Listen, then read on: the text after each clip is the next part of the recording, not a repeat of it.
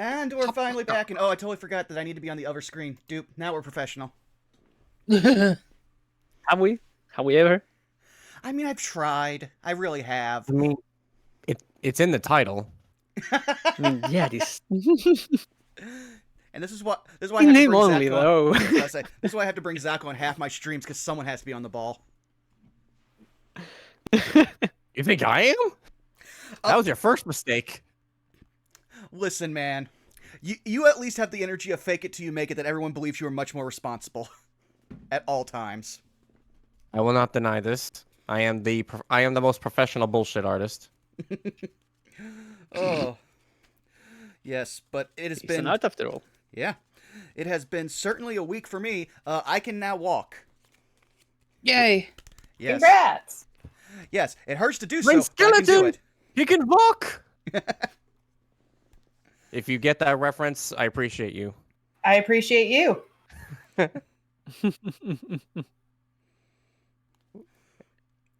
But yeah, no, we are finally back for some more District League Professional, where I wish we could have let the people in on how much, like, after that last session like ended, we were all, wait a second, no!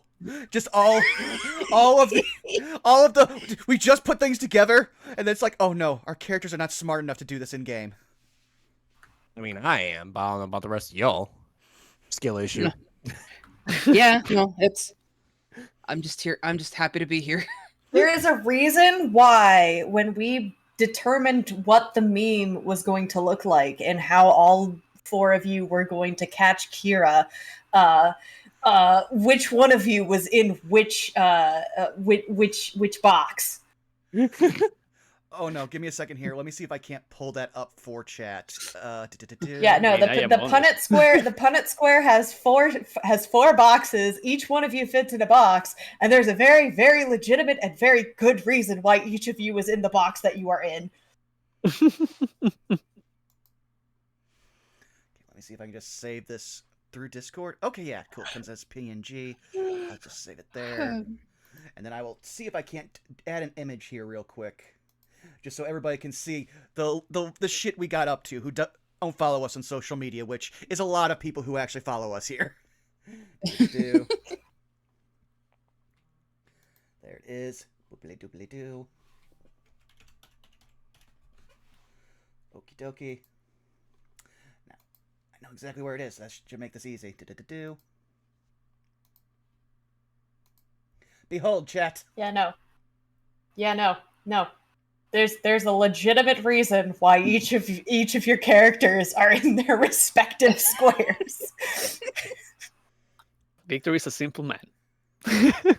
Listen, Ollie's not clever, but Ollie is also probably the only one who would just be like, man, we can't figure out how he does this. Could it have anything to do with the giant Death Eater behind him that apparently only I can see?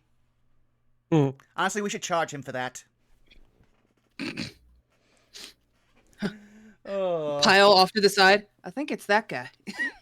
He's been writing that book for like 20 minutes, and every time he does, we hear about someone else dying. I don't get how it works, but I think it's him. My gut tells me it's him. I mean, I appreciate that he keeps his thoughts real organized, like. But people keep dying, and he didn't seem all that worried about it. Oh. I've not hit anything in 5 days. I don't know why I'm here. I want to go home. I don't get paid enough for this. I'm just now thinking about the one guy from actual Death Note who was like the professional grifter and actor who's just like, wow, how have any of you ever managed to do anything without me? And he was like the first person Kira kills after like the big like reveal arc. He's just like, okay, I'll wait 2 years and then he is dead. So, like, they actually came out with a Death Note television series in Japan, and it's actually really good, like a live-action one. I say, remembering that there's, in fact, a fucking anime. Manda. But have you seen the musical? Yes! There's a musical? Only Human is a great song to open that musical. It is. There is a musical, and it is unironically really good. I saw that pop up in my YouTube recommendations. I have Only Humans saved, but I have not actually listened to it in full. I'm It's gonna be good. I'm gonna be the odd one out. My favorite song out of that entire musical is the first duet/confrontation song between Light and Elle. It slaps so hard. Yeah, it's a good one. Not me going to my fucking website to be like, explain this shit. Also, Amanda, you've been an anime fan for how long? How do you not know that just about every successful anime has at least one musical? Bro, One Piece has one. I don't know. Oh, damn, it's not on my website. Okay, I guess that's why. I had to switch. Well, it's not a like official production or anything. It's a YouTube series. Oh. Oh, okay. That's a lot easier, actually. Okay, but like, didn't the guy who like helped compose the music for the musical also do composition work for Jekyll and Hyde, or am I just imagining that? That I don't know.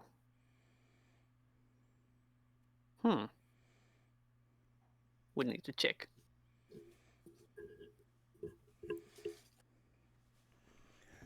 Oh, well, that being said, now we've talked about all of our musical interests. How about we start going around the horn and introducing ourselves? Citric, how about you go first? No. Ooh. Rebellion. Fine. I will indulge you. These ahead. ones. Hi, I'm Citric. You can find me pretty much anywhere at Citricking, and anywhere is the lovely drinking game of pick a social media site and see if I am there. Like, namely Blue Sky, Twitter, Instagram, Tumblr, Newgrounds, etc., etc. I post stuff there sometimes, and other than that, you can find me here playing Victor every Friday whenever we have This Is Really Professional on. Wrapping that up, I will pass the... It's a spanner now. We have a spanner in the works. Manda, catch the spanner. Huh? Oh god, my face. No, I'm kidding. Hi, I'm Mandaloo. I am... You can find... I'm sorry, I fucking brain blank. I'm staring at the new Kamen Rider going, huh, I should really watch that. I'm sorry, what? Amanda, who are you? Who am I? Who am I indeed, honestly? An annoyance. A delight. No, take that back. I take that back. refuse. I refuse. But I am over at twitch.tv/Mandaloo, or I should be, but instead I'm on literally everyone else's channel. You can find me over at Blue Sky and Twitter under Mandaloo Panda. Zacho, go.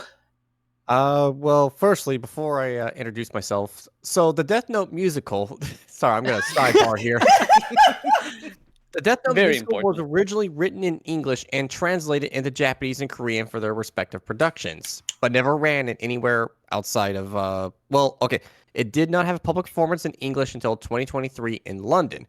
The English songs were written by Jack Murphy, who's Yeah.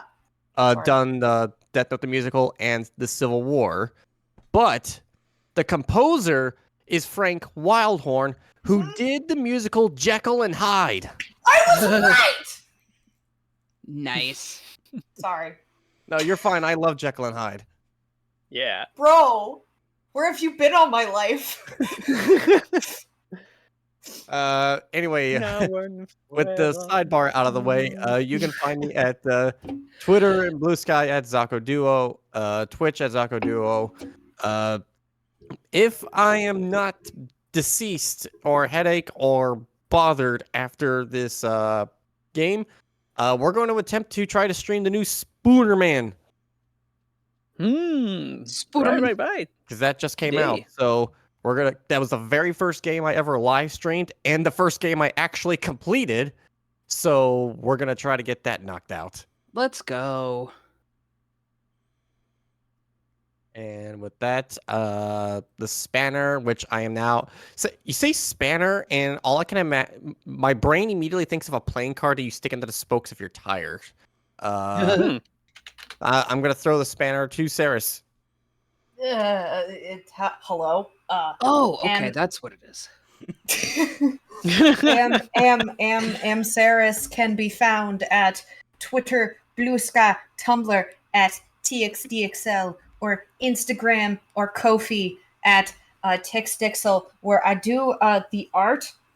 I do the art, and then sometimes I am on this channel where I do the DM thing. And this is which channel, Vaughn? That was a clever segue. It is already. You threw me off. I had my spiel. I'm so bad at doing my spiel on the fly. Okay, I'm just gonna take a drink and just do this from the top. Sorry. It's okay, Vaughn. Me too. Hi, you've already found me here at twitch.tv/BurnoutVaughn. You can find me on YouTube, Twitter, Blue Sky, and now on Patreon at Burnout Vaughn, where, oh yeah, we did just put out the first round of rewards over on the Patreon, so including a never-before-seen subclass for those who support the D&D content on this channel. So if you want to check that out, or make your voice heard in the video games, or in the arts areas, go right ahead. There's stuff over there for you to interact with it. Also including a look at some of the first ever art that we had for our bi-weekly game, Saved by the Spell, which we don't have this week because tomorrow, me and Zako Do are getting back into No No Love War Extra, where, again, are we going to maybe finally break our streak of someone being bisected every time we play that game? Spoilers. No. Oh, jeez. Also, yes, Zako, the only reason why I know what a spanner is because I watched Red Dwarf growing up, and they love saying spanner. And then I was like, the fuck? Oh, they use it in context with one on the screen. I can learn. Oh. Not me over here like, what the fuck is a spanner? And then my Google goes, if you can dodge a wrench, you can dodge a ball. Oh, well, with that out of the way, I think it's time for us to play our lovely theme song created by the one, the only, the X-Wily Willy. So I will let that take us away.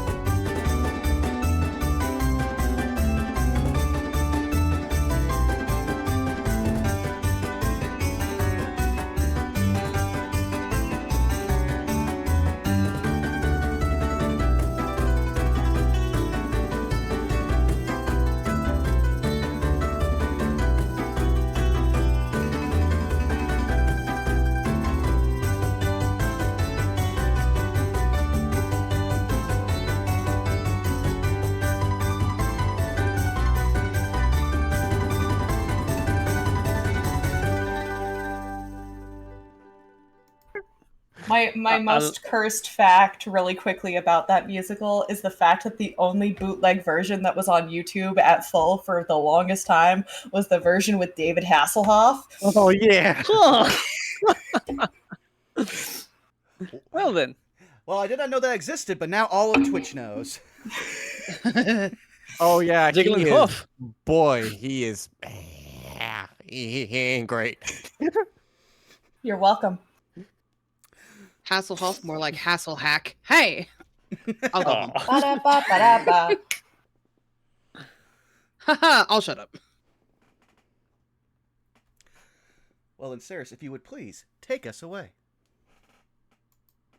First, I have to ask, did you remember to do the thing after our last session?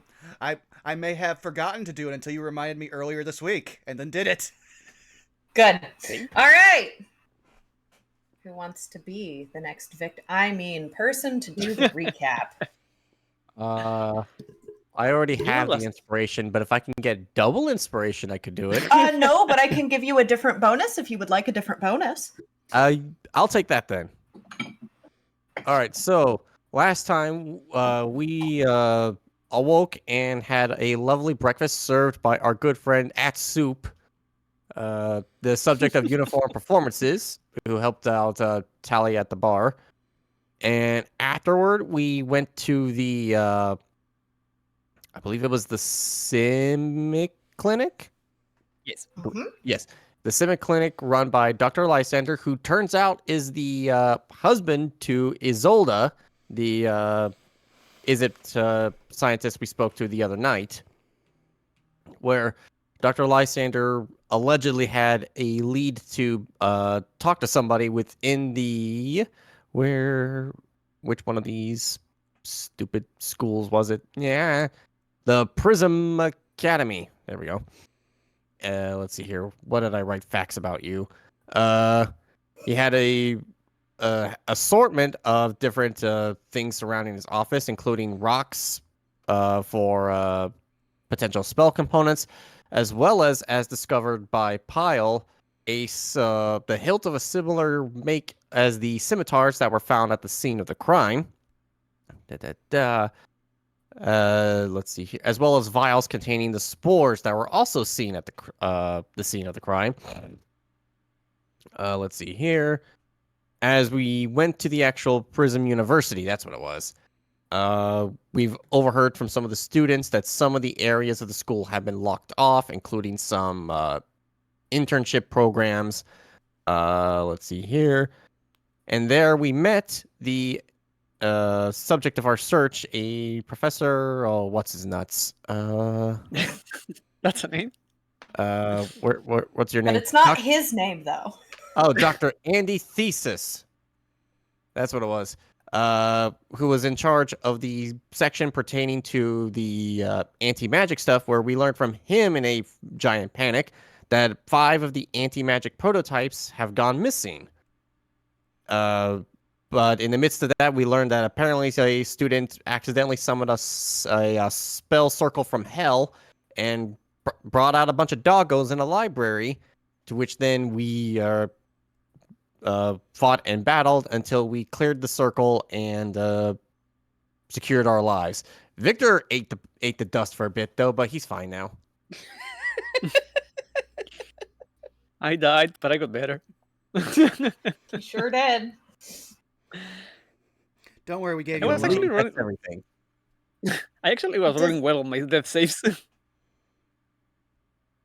Anyway, So, Zako, Yes. pick one save and add your proficiency to it for the rest of the session. Alrighty, I think I am going to go ahead and add that. Oh boy, where am I lacking? You know what? I'm gonna put that into my charisma. I'm gonna put that into my dexterity saves. Sounds good. I'll just make that note for myself. Enjoy it, Sako. I've spent too much time playing characters who somehow have a way to have a third, proficient save, and it's spoiled me for too long. Well, see, I'm a rogue who did not invest in dex, so... I mean, you can always take resilient. I mean, we could, but we'd have to level first. Yes.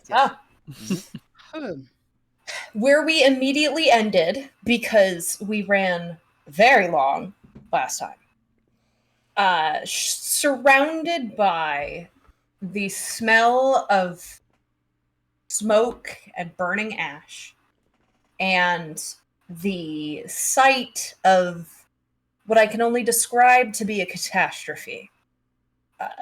Shelves broken and knocked over, books spattered everywhere, glass from various different types of, well, you don't really know what, but you could assume to be some sort of alchemist's equipment, tools. Also, a few books that are literally flying off the walls. But in this moment of quiet,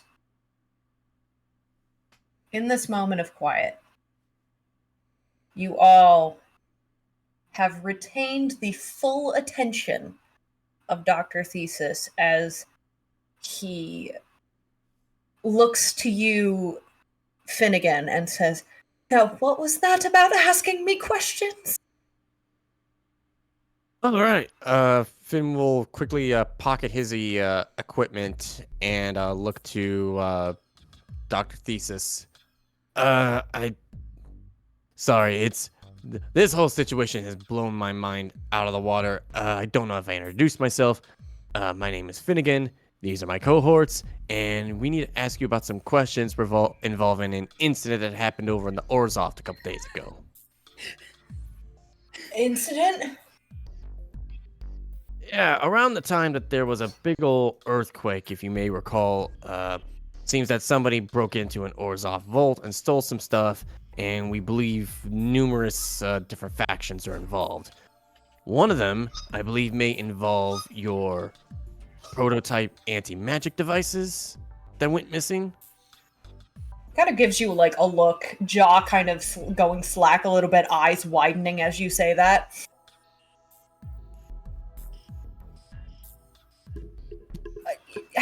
May I ask what makes you certain? I suppose that it was that what? Really? I mean, as he Finnegan gestures to everything that's around us, I think it's fair to say that the Izzet around here are the most magically and technologically advanced, and the devices that we found at the scene, nobody could really identify except some Izzet experts. So we have reason to believe that there may be some involvement here, and that whoever took your 5 missing prototypes may have utilized them. Oh gosh, that would explain a lot, actually, especially if you're telling me that it was in an Orzhov vault. Oh, goodness. We believe 3 parties are involved. And Izzet? Checking my notes. Simic and Golgari. Izzet, the Simic. Hold on, I can tell you. I need to open my notes. Where is it? And a Golgari. There we go. Yes, that's the other one. Well, I don't know anything about it, aside from obviously us being... Is it? I hope that we're not... Are we suspects? I hope we're not suspects. I mean, not well, technically everybody's a suspect, but Finn is looking at this absolute nervous wreck of a person. Can I insight them just to get a general vibe? Sure, do a vibe check. 16. How do I put this? Because you can read them very openly like a book. This is someone who has clearly been incredibly frazzled, obviously, and is kind of experiencing, shall we say, some metaphorical whiplash in this moment, because they were under the impression that you were specifically going to be asking about their experiments, and now you're telling them that their experiments are linked directly to a crime. And furthermore are giving additional information about the possibility of people involved, and this is very surprising to say the least. With that, Finn will are there any chairs in this library still around? Oh yeah, absolutely. I mean, you see you see in the lab there are several chairs. Not all of them are broken, although the one closest to you is completely shattered on the floor right here. I'd also say the one next to Ollie's probably still smoldering because it was in the cone. Yeah, but it's still in one piece. For now. Finn will just gesture to the nearest chair. Do you want to sit down, just take a moment to breathe? You know what? I think it's floor time, actually. And he quite literally sits on the floor, just straight down, legs crossed. The floor is the safest place. It's entirely possible to fall out of a chair for no reason. I would rather be on the floor. The floor does not move. Finn will walk over, just give a little like pat on the shoulder, like, take your time, catch your breath. Well, I don't know anything about... I mean, obviously I know about us and Izzet. I don't know anything about Simics, and I don't know anything about Golgari, but I do know a thing about Orzhovs. And with that, you know what? Finn's actually going to sit on the ground across from him, just to keep the eye level. All right. Well, as far as if you're a suspect, I mean, I'll tell you right off the bat, I don't think so, but I just want to ask a few more questions so that I can understand the whole scope of this, because there are a lot of parties involved and a lot of combined tech and magic were shoved into this incident to make it possible. So we're just looking at all angles. I am as open as I am as open of a book as the ones that are currently all over the ground. Perfect. That'll make this easy. Piles shifty eyes to the book that had attacked them earlier, and just very quietly mutters, "I'm not sorry." Meanwhile, Ollie is I literally know you're not. Ollie literally just has a hand up and a ghost hand hovering over that hand, pointed at the book that is still flying across from them.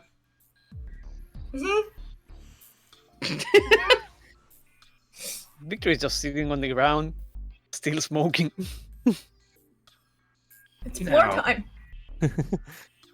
Now, we believe, at least with the information that we have so far, that 3 individuals somehow, or multiple individuals, however many there were, somehow got inside the vault, used a combination of some Golgari spores as well as possibly your anti-magic devices to get through all the security, taking out a few constructs along the way, to steal some items, and then proceeded to escape through the sewers. Hence the earthquake that we've all felt the other day. Huh. Well, again, as I just said, I mean, I know a little bit about Nizit. But these anti-magic devices, could you elaborate and explain what they are, how they function? Well, yeah, I mean, first and foremost, they are quite literally what it sounds like. They are a little device that we been in the process of trying to work on.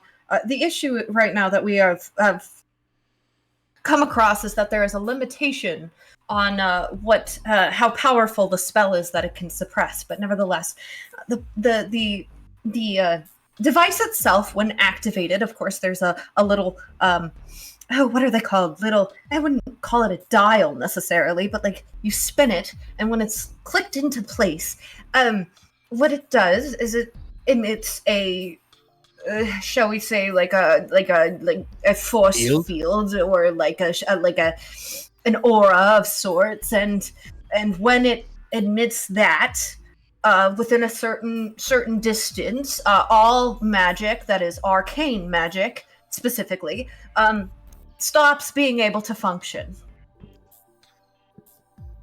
Disable arcane magic. Finn takes out his notebook and jots that down. Specifically arcane magic, so divine and nature could get around it? Well, like I said, these are only prototypes, so they're not perfect and they're not impervious.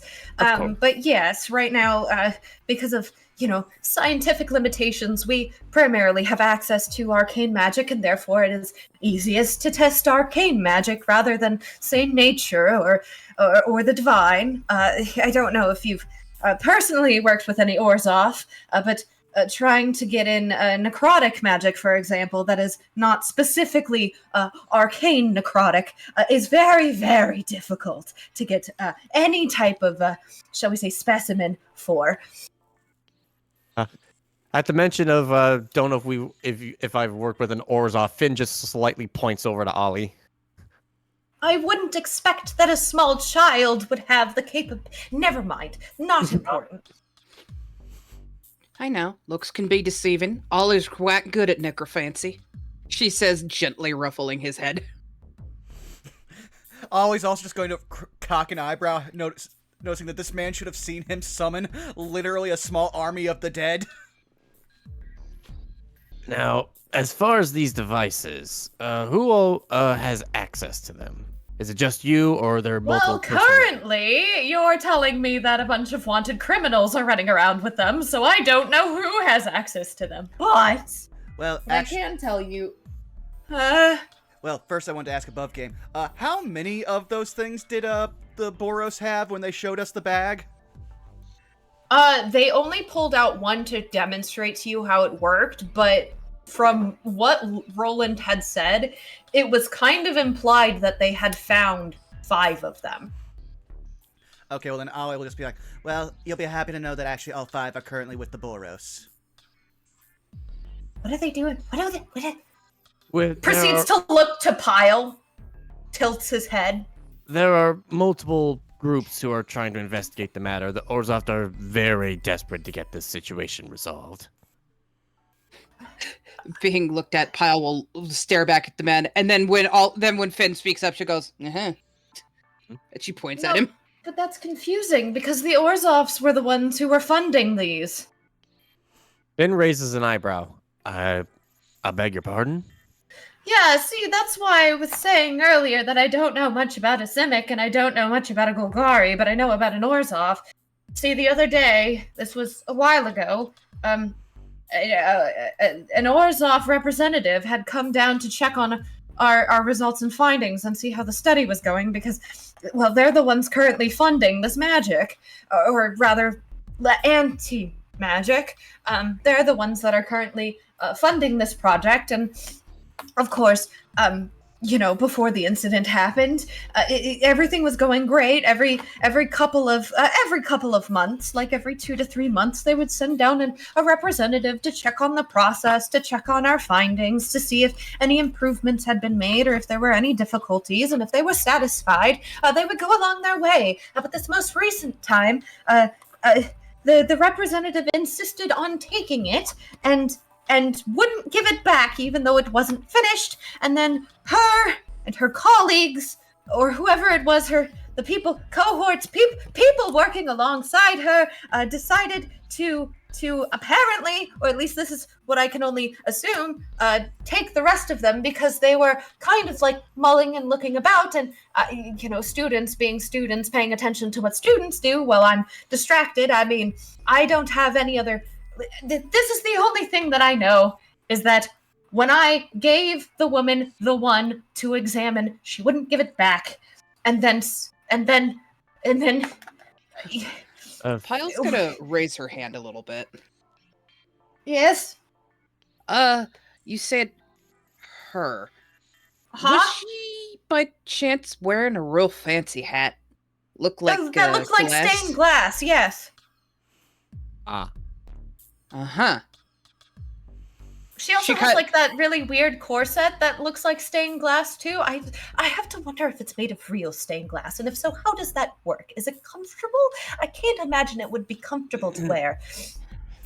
No. Sorry, go ahead, Paul. Oh, no, she was just gonna be like, no, you're right. Why would anyone wear one of those awful things? Meanwhile, No. Ollie just She says, I was just look to both of them. It's more about the aesthetic than it is about the comfort. And if you're willing to spend enough money, anything can be wearable. But no, she came in, and our conversation was like always, and it went really well until she wouldn't give it back. And I was trying to negotiate with her, and while I was distracted, her colleague, her cohort, excused themselves to go do something, and I couldn't keep an eye on them, which was bad because it's, top secret. Only those who have clearance are allowed in here. And then, of course, we thought it was just the one. We thought it was just the one that was taken. And so not a big deal. We can always make another one. It takes a long time, but we can always make another one. And then we found out the hard way, as you can see, that they were all missing. Now, was this before the earthquake? Yes. Okay. But we didn't. But the worst part was because we were too busy trying to figure out and gathering the resources and focusing on trying to rebuild another one, because it's not like they just sprout overnight. They're not like they take time and energy, and we were focused on that, so we hadn't done anything to test it. But then of course the students needed to get ready for our final exams, and then it was only literally today that we've discovered that they're all missing, because otherwise how would those canine creatures end up in here? Now, the cohorts that were with the madam who took the first one, could you describe them for me? Oh, I don't know. There were a few. Of course, I would assume, being Orzhov, that normally not on their own self, and there was the undead one, of course, because that makes the most sense. And then there was the very, I'm gonna be transparent, I don't know what to label them, so we're just gonna call them a gender neutral or androgynous looking individual with a long drapey trench coat, and it looked very dapper, very nice, nice, like semi-formal but not too formal attire, and they just looked awfully plain in comparison to the representative. At the mention of trench coat, Finn points to his. Was it fancier than mine? It had embroidery on it, but very subtly. Show off. It was very subtle on the lapels and on the sleeve and on the hems. Quick memory check. When we met with Svetlana in the sewers, did she have an undead and androgynous cohort with her? No, she was by herself. Noted.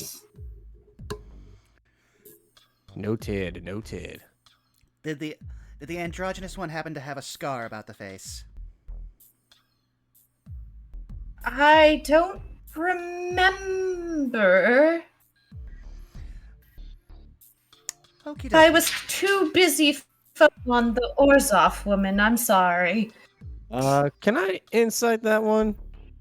Yeah. He seemed a little hesitant on that. Yeah. 23.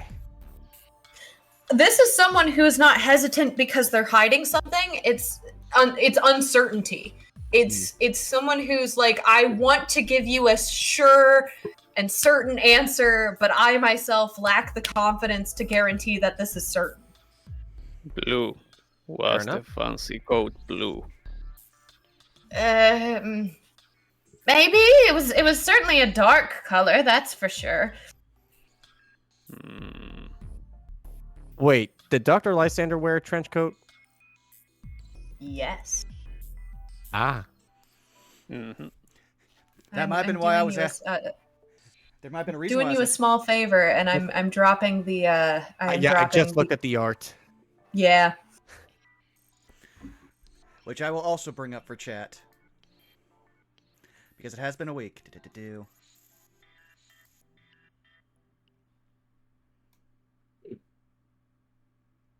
Perfect.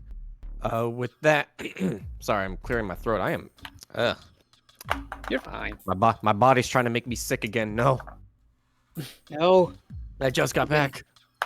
Forbidden. All right.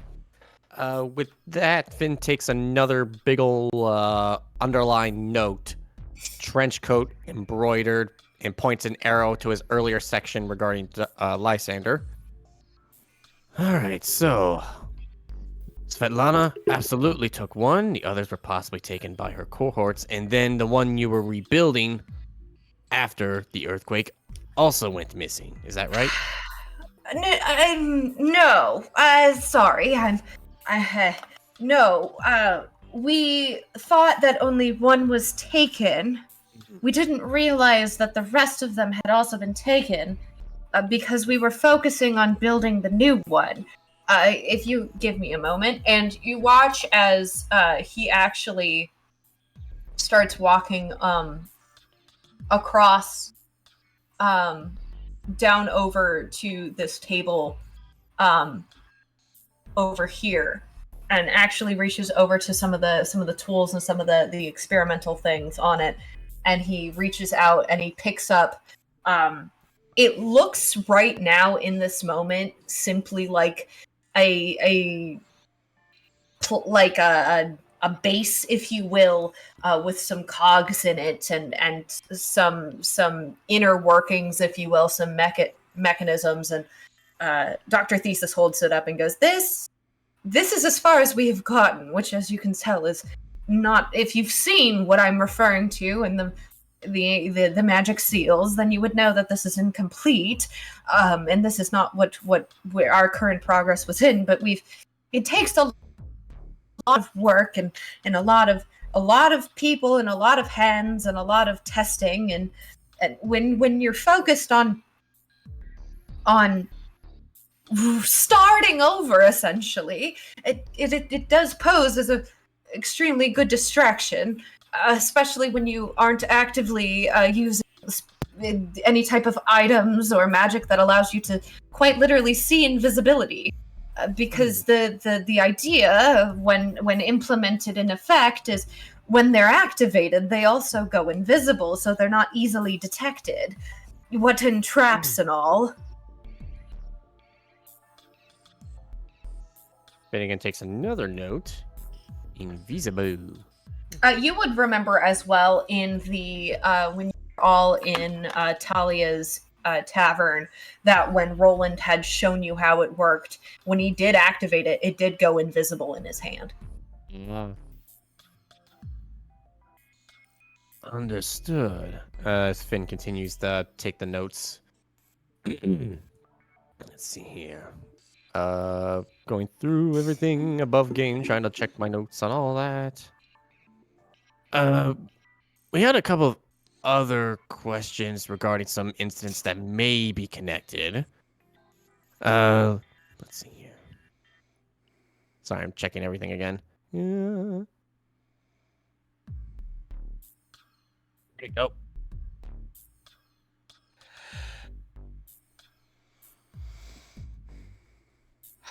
Oh, yeah, there we go.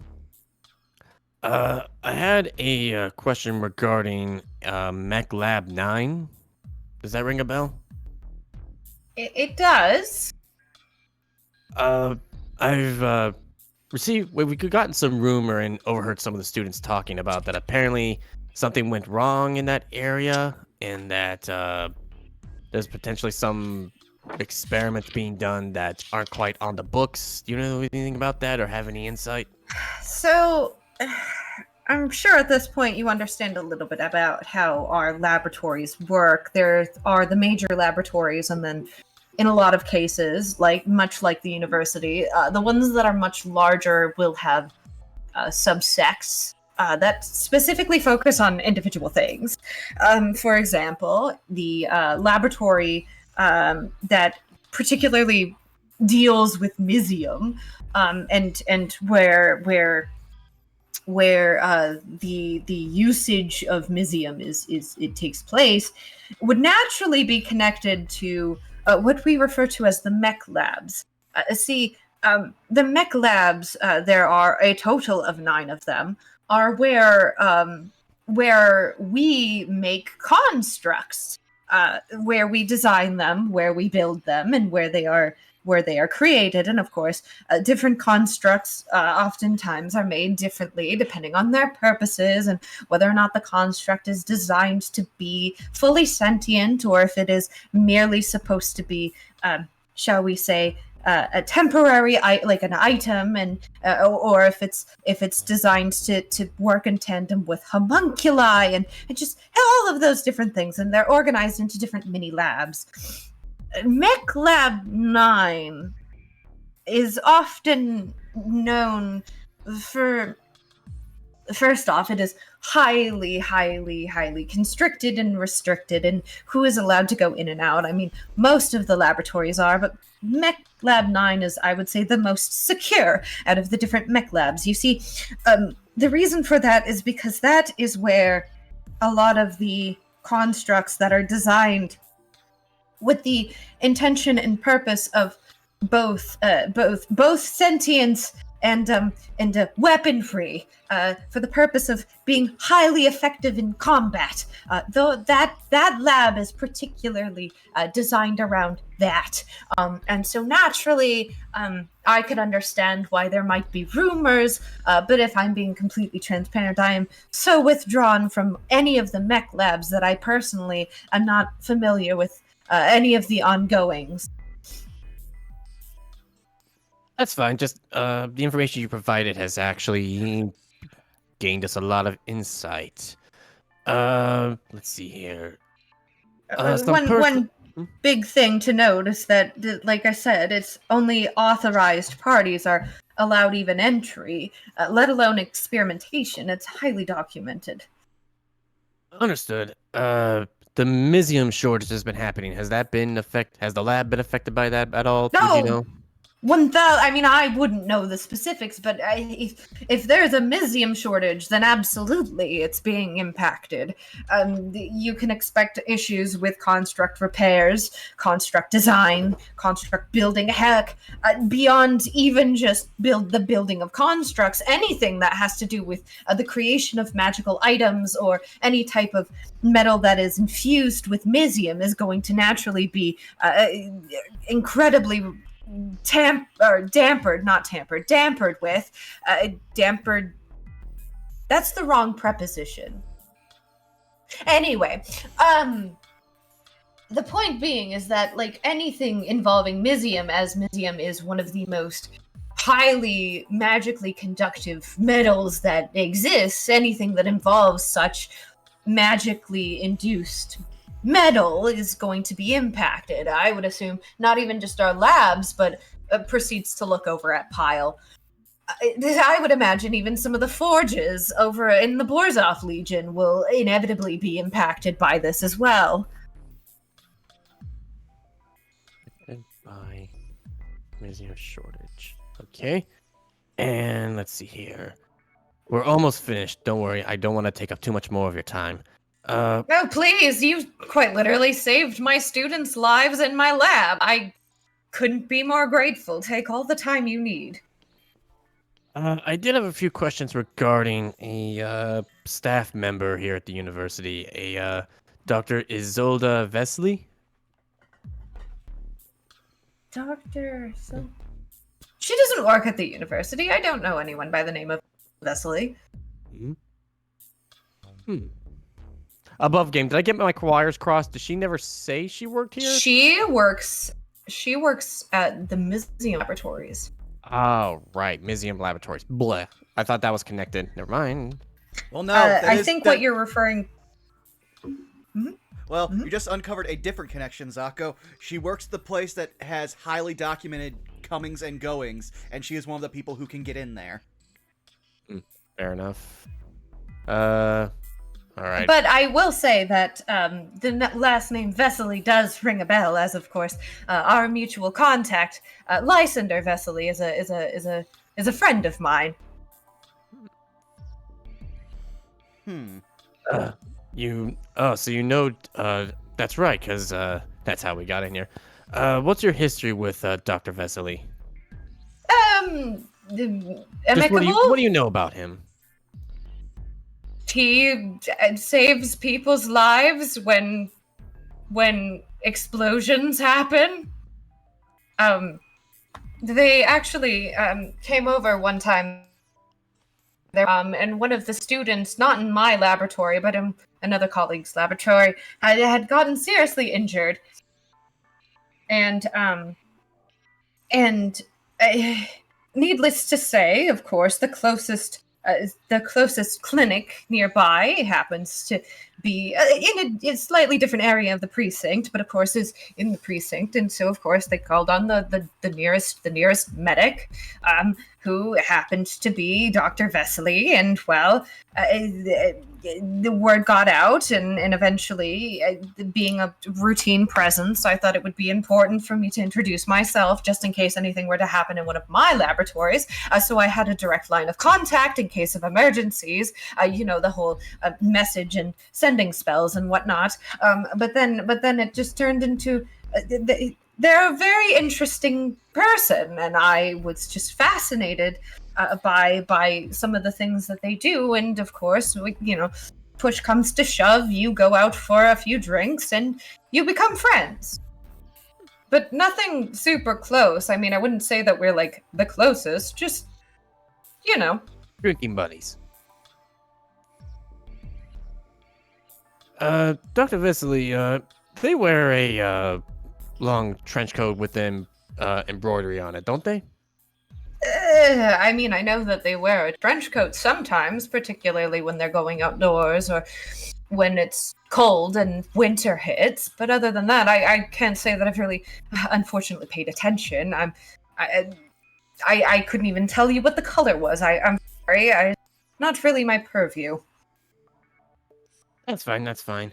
And I suppose, as Finn points the eraser end of his pen and pencil into his head, I suppose my last question would be regarding, once again, Mech Lab 9. Do you know anybody that we could talk to about that particular situation? We're not looking to go in, obviously, but just someone to talk to. Unfortunately,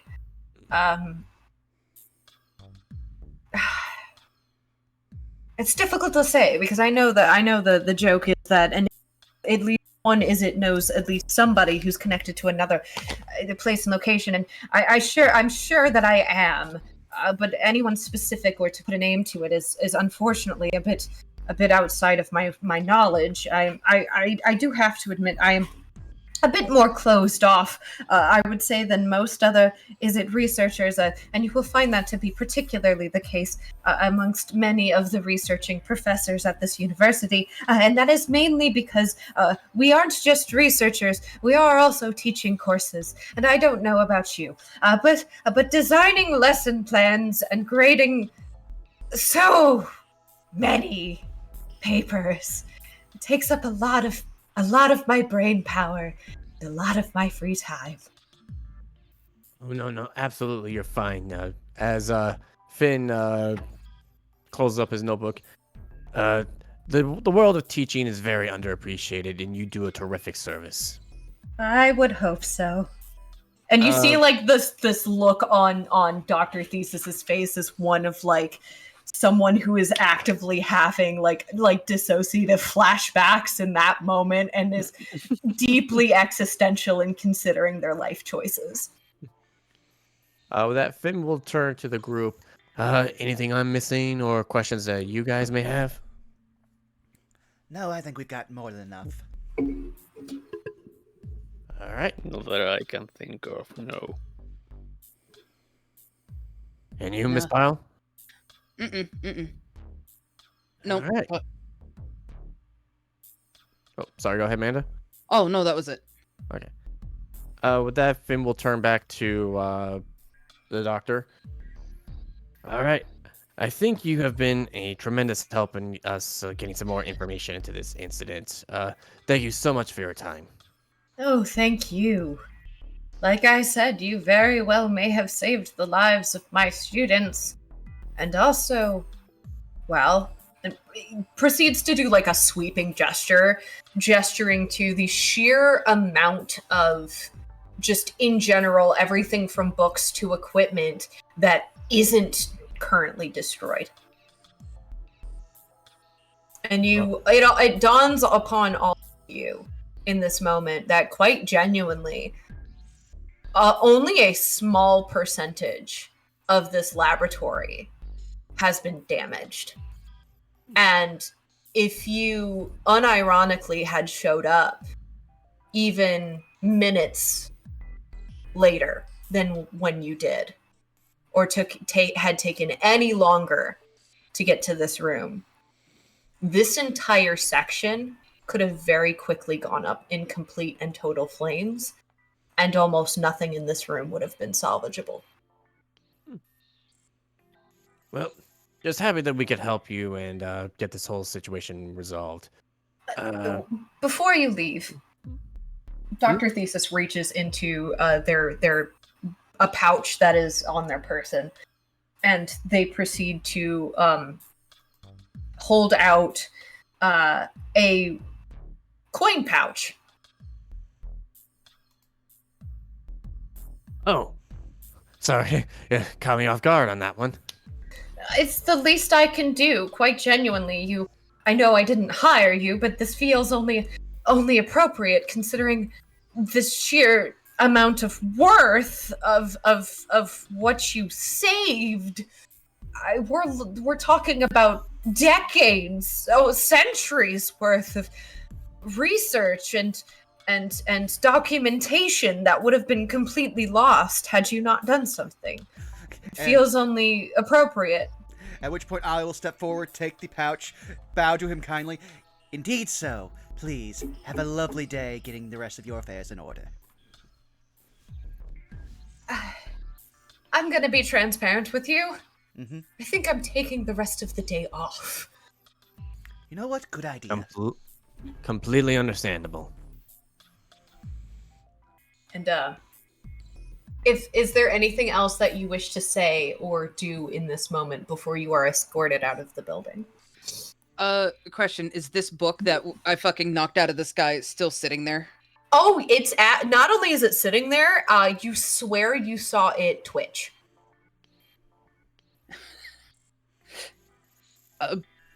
Pyle is just gonna reach over, pick up the book, and just put it on a table. Just to, it's like, all right, now it's out of the smoldering. Book saved. Book saved.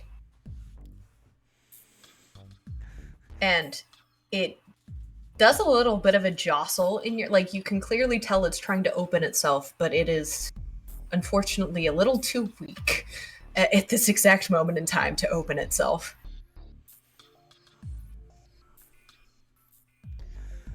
Also, I would assume... As the four of...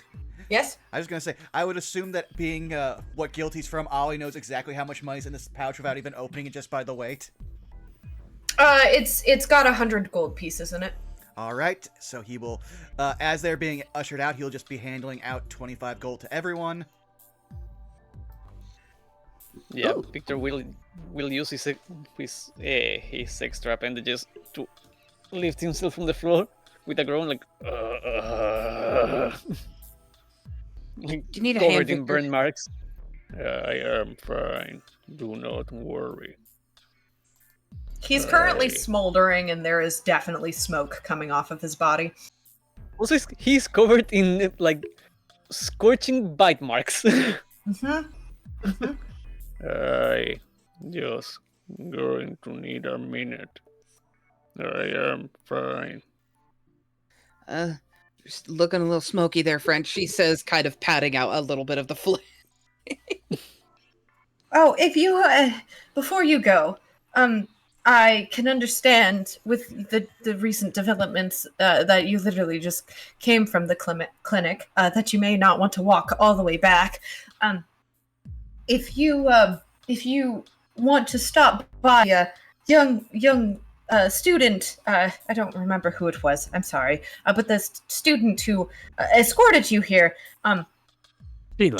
they may be able to provide with some. When I say provisions, I mean of the healing assortment. Oh, lovely, perfect. And the student's name was Sheila. Oh yes. Yes. That'd be most Perfect. appreciated. Pyle looks a little sheepish. Sorry, guys. I'm a bit tapped for the day, unfortunately. Oh, no, you're fine. Besides, She says, visibly sweating. Well, considering at this point, don't worry, I can already help out. Like, because he already is planning things in his head, just a sec, let me just do something. I'll also just reach out a golden glow on his hand as he just touches Victor. Let's see here, where is it? Ah, yes. Then I gotta...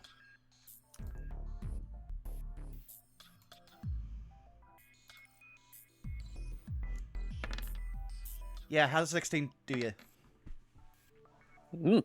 Very nice. I appreciate that. Yes, well, I think we're going to be busy soon, so I say we take our time to get as much of a heal in as possible, and maybe a brief rest. Yeah. So we're going by the infirmary?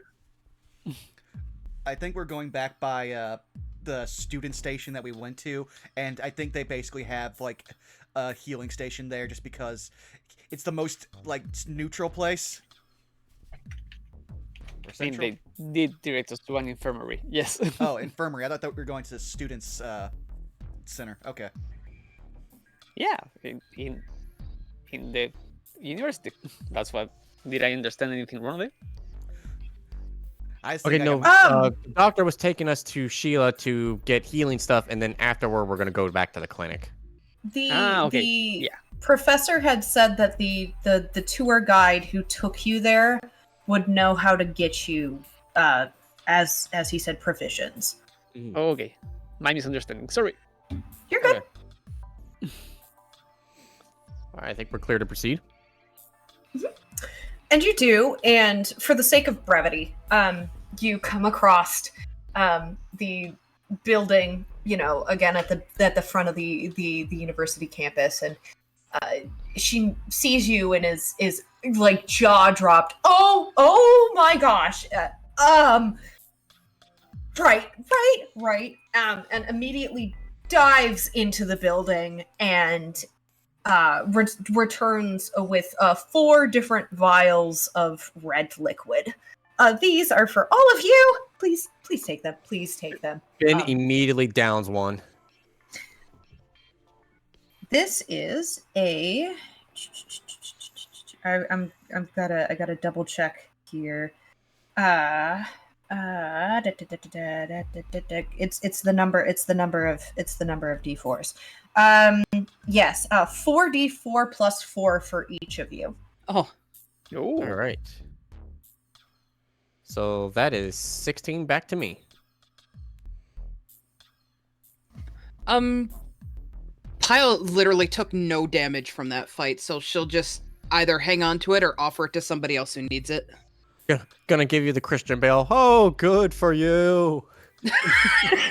Good for fucking you. I might have all of my health, but I don't have all my spell slots. So. Oh, good. You're in front next time then. I mean, listen, I could have been, but somebody told me to watch after the professor, so I did. But I wonder who did that. Sip. Oh, gee, I wonder who that could have been. Stares pointedly at Discord. Meanwhile, Ollie will wait to drink his until after he sees how healed Victor gets, because he has been Ollie's shield this entire time.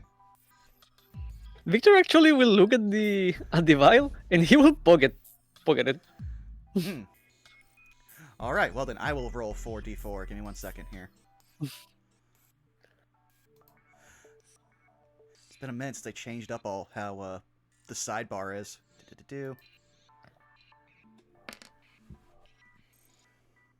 Ooh.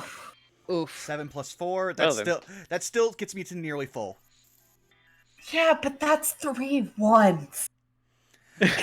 Listen, if this was in a fight, I would be perturbed, but this is between things, and I have hit dice, and I only need 2 more hit points. The real irony is between us, we rolled 3 4s and 4 1s. Huh. That is true. Yeah, it's easy to get back your HP when you're a caster, let's just say that.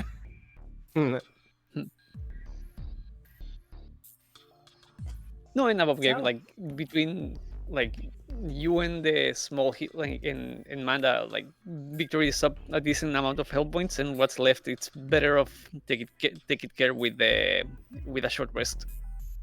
Fair enough. Then I will just pocket this potion and hang on to it. Yep. So both you and Victor, because I'm assuming Victor, you didn't drink yours. You both add a greater healing potion to your inventory. Yeah. Will do. Meanwhile, while everyone's getting healed up, Ollie will look to Sheila. Excuse me, is there any place where we could possibly get an express courier here on campus? Or is there some place nearby that you know of? Express curry. I'm sorry? Someone who can get a message. Look. Oh, yes. Sorry. I guess I've truly been chugging the dumb bitch juice today. Yes. You will find that there is, the closest mailbox is actually, right at the, gates, right? Not at the physical gates, but if you, leave the gates of the university and take an immediate right, it should be, right there. Lovely. All right, I'm just going to go drop off a quick letter, he says to the gang as he quickly starts writing a letter as he's walking towards where she told him to go. Okie dokie. And above game, if you want to shoot me a message, or if you whatever's most convenient for you. I'll just DM you. Just give me a second here to type this up. I will tell you who it's going Absolutely. to ahead of time. He's immediately Sure. mailing it to Augustus. That makes sense.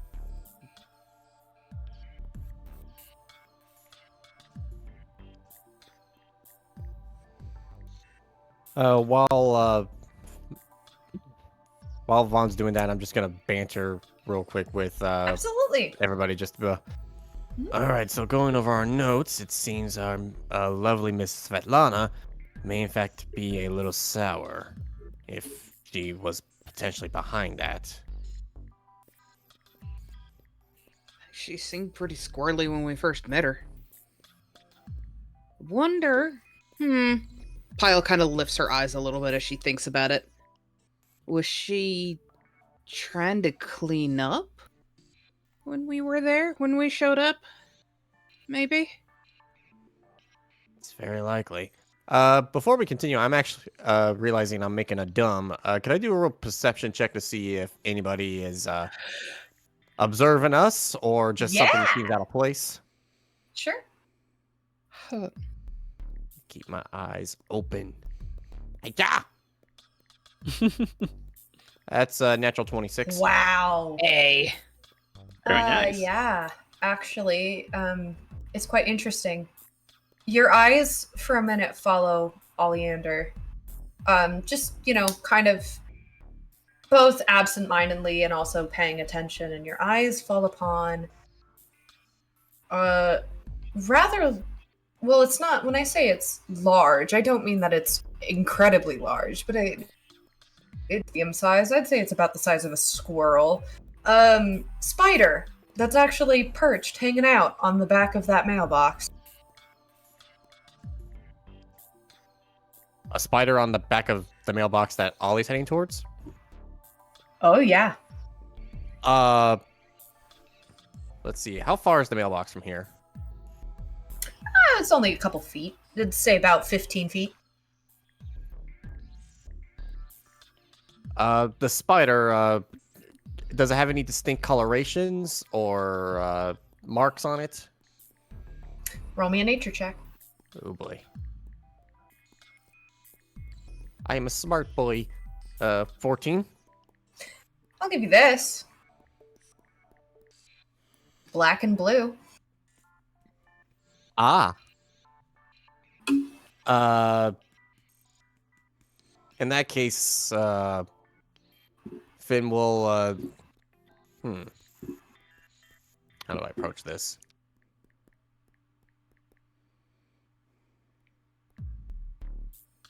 Finn will, start to follow Ollie towards the mailbox, but will gesture for, everybody to, but he's kind of like kiting the group just to follow along, just as he's, walking and talking. Are you trying to be discreet about it? Yes. Roll me a deception check.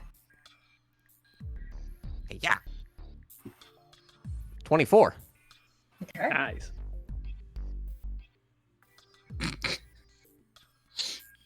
How big is the spider anyway? The size of a squirrel. Oh, right. That's right. I know you just rolled a 24, but I'm gonna have to roll an insight to see if she understands what you're doing. Yes, absolutely. 11? He's walking towards Ollie. As soon as he kind of stops what he's saying, turns around and walks away. Okay. Well, no, he's doing it in a way that's like walking and talking, like trying to kite y'all to follow him. Oh, okay. Yeah, he's kind of like doing a mix of walking backwards and walking, spinning to look at Ollie and all that. Oh, watch her step. She says, kind of kicking up her feet and kind of trying to trail after him. Clip clop, clip clop. Finn will look over to Ollie. Who you sending a letter to? Oh, just the one who put us on this trail. You know, Augustus. If anything, I would like it so that way a few knights are currently following and possibly questioning one Miss Svetlana Kiev. That seems like a fair play. I mean, unless he's in on it too. I would not be shocked at this point. Honestly, he struck me more as the type who wouldn't want to touch any of this, or the pontiff himself with a 10-foot pole. If anything, this might give him enough social class to no longer be directly under the thumb of the pontiff, which I very much envy.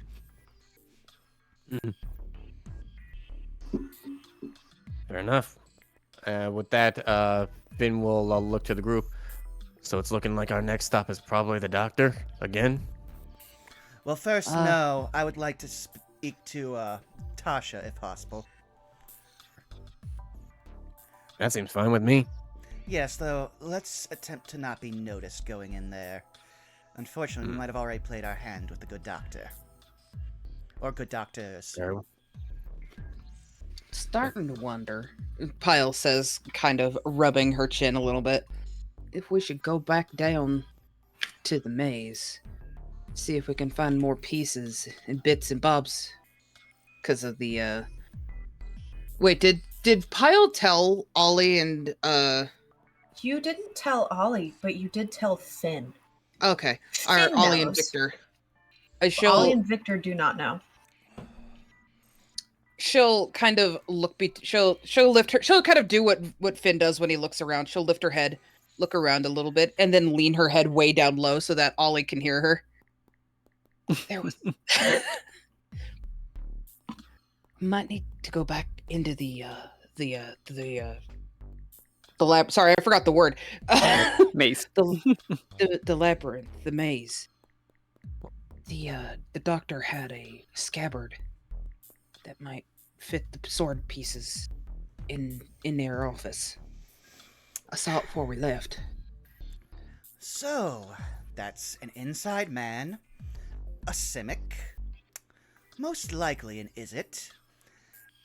We need to find a Golgari, but yes, I just want to confirm everything, because if, in all honesty, this all would make too much sense, but I also feel like if the good doctor was directly involved, our friend the professor would have recognized him when Svetlana brought him into his class and began helping him rob his property.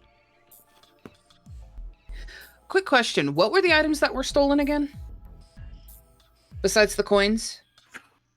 I have them listed. You have the eye? Yeah, it was an orb of shielding, the 3 soul coins, and an eye of arcane. Okay. I was gonna say, I was words. I was gonna ask if one of them could be used to, like, what's the word I'm looking for? Disguise themselves? No. Okay, I didn't think so. Well, also, they needed those anti-magic fields to even break in. Fair. Because, well, if they already had Svetlana, they would have had a means to get past any of the normal Orzhov wards.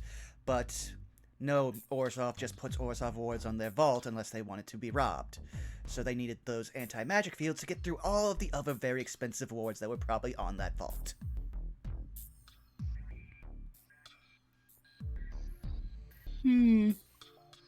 Pyle will just lightly scratch her chin as she thinks about it.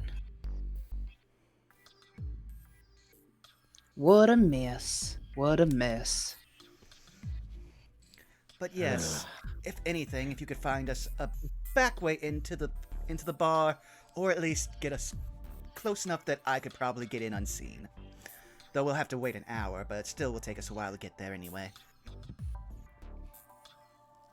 Finish up your letter. You might need to leave me behind.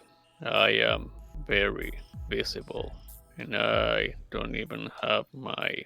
He looks like his cape was burned to, like, scorching shreds with the last fight. Don't even have a way to cover myself. You see him? Stop for a second. His eyes go wide, and he starts clicking his mandibles. Like, he's trying to call Franz, the tiny beetle. It's like, oh fuck.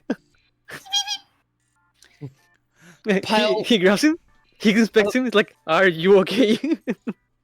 Fit as a fiddle. Pyle will look at him and notice that he seems pretty uncomfortable without his cover, right? Also, like, you have not seen him, like, you have not seen so far that he's carrying a beetle with him everywhere. I mean, He was always hidden, behind, inside his robes. But for Pyle, she's getting the vibe that it's I don't have my cloak. I'm uncomfortable like this. Yes. So what she's going to do is she's going to reach into her pack and she's going to pull out the blanket from her bedroll, and she'll just gently, like, she'll clip-clop behind him and just throw it over his shoulders. Here. And it's big enough to fit him, considering she's nearly the same size as him. Here. I do appreciate that. Thank you. Oh, Of course. What are friends for? Also, just need to add something really quick to that letter. As remembered, so I'm just going to add that in. Oh, while this is happening, Finn, your gaze goes back to that mailbox. What spider? May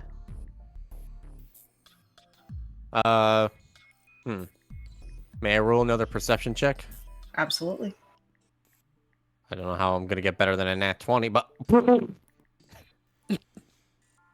Just had to say it. natural 1.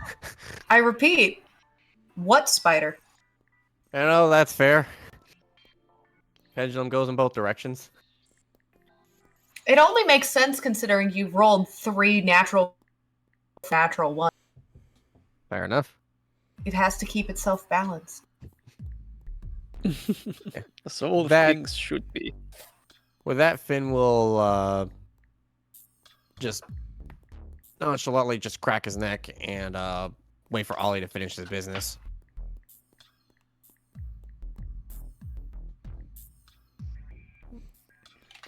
But if you want to go in without being noticed, it should be both of you. And he points to Ollie and Finn. Oh, We are big. well, in all honesty, I could get possibly all of us in if I just used my spell on you two instead of me. It's all just a matter of if we can get there. Ah, yes. It's been so long since we directly named it. Thank you, Saris.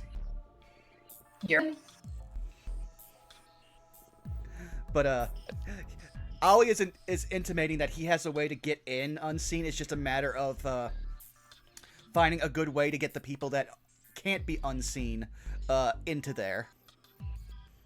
I would like Finn, I want you to roll me, and this is advantage.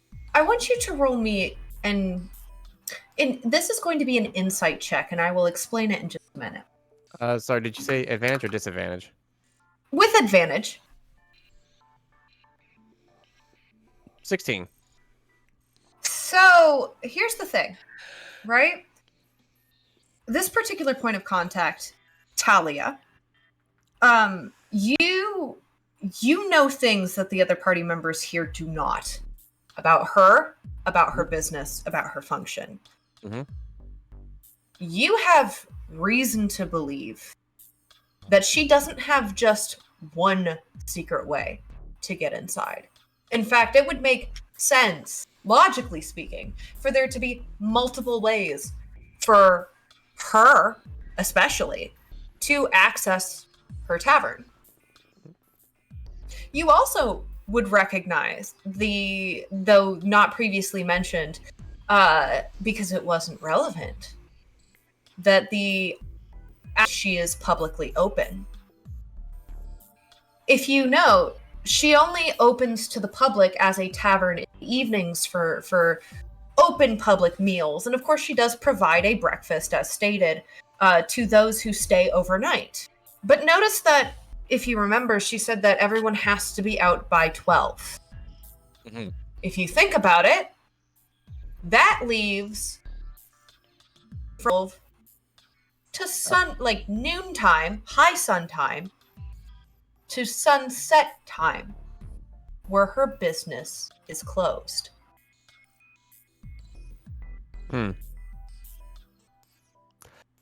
that, Finn will give a polite just poke on Ollie's shoulder. Actually, I think you've got an idea on a different way in.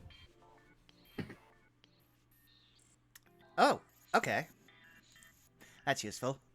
Oh, call it a gamble.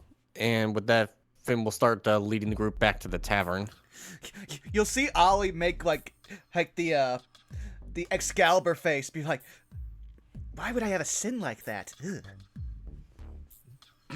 Wait, what? Gambling, it's a sin. Why would you waste money?" Oh.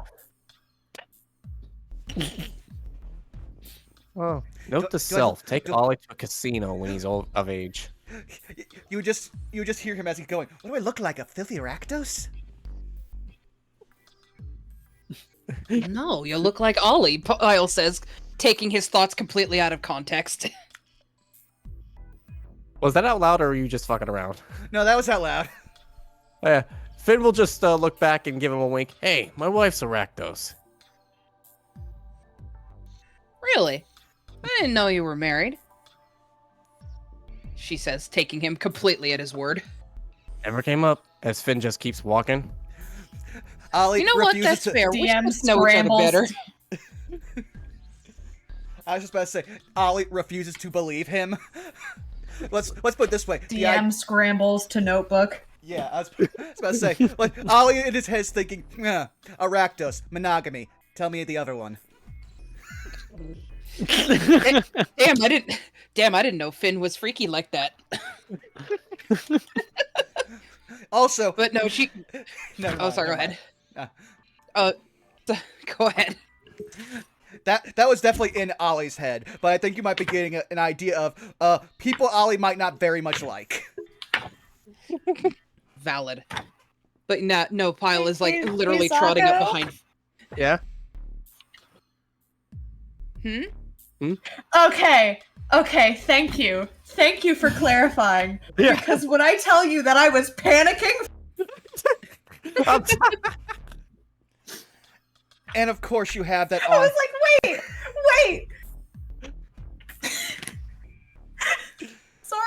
Sorry to interrupt.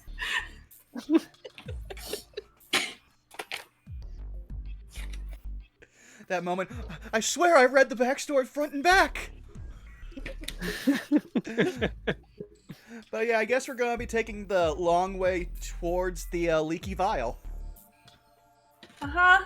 Look, I'm just saying, none of y'all inside me, so... I mean, Pyle is taking you completely at your word. She's literally like on your heels right now. We should really get to know each other better. What else don't we know about you? And like I said, Yeah, Victor is also like, Go ahead. Victor doesn't have any reason to don't believe you, so he's And- not rolling insight. And Ollie outright refuses to believe you, so it's not a matter of if you're telling the truth or not.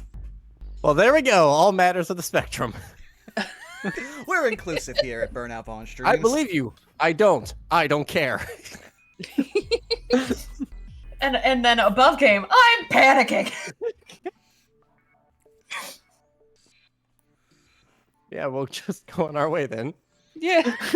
So I have a very important question because Yes. you would have reason to believe that there are multiple entryways, but you don't necessarily know what they are. Are Yes. you collectively prepared to start making some investigation checks? Ooh. Well, it's like not like it's my specialty or anything. I mean, I can do my damnedest. I will give you a choice, and this goes for all four of you because this is going to be a group check. Your choice of perception or investigation. And depending on how you all collectively roll, it will determine what information I give you. Fair enough. Valid. Want us to go ahead and roll now or when we get there? Yep. Alrighty. Right now. Let's see. Oh I god, will my go for perception is so much better. Yeah, perception. Look at him go. Anyway. Oh, 10 on yeah. both sides. That tracks.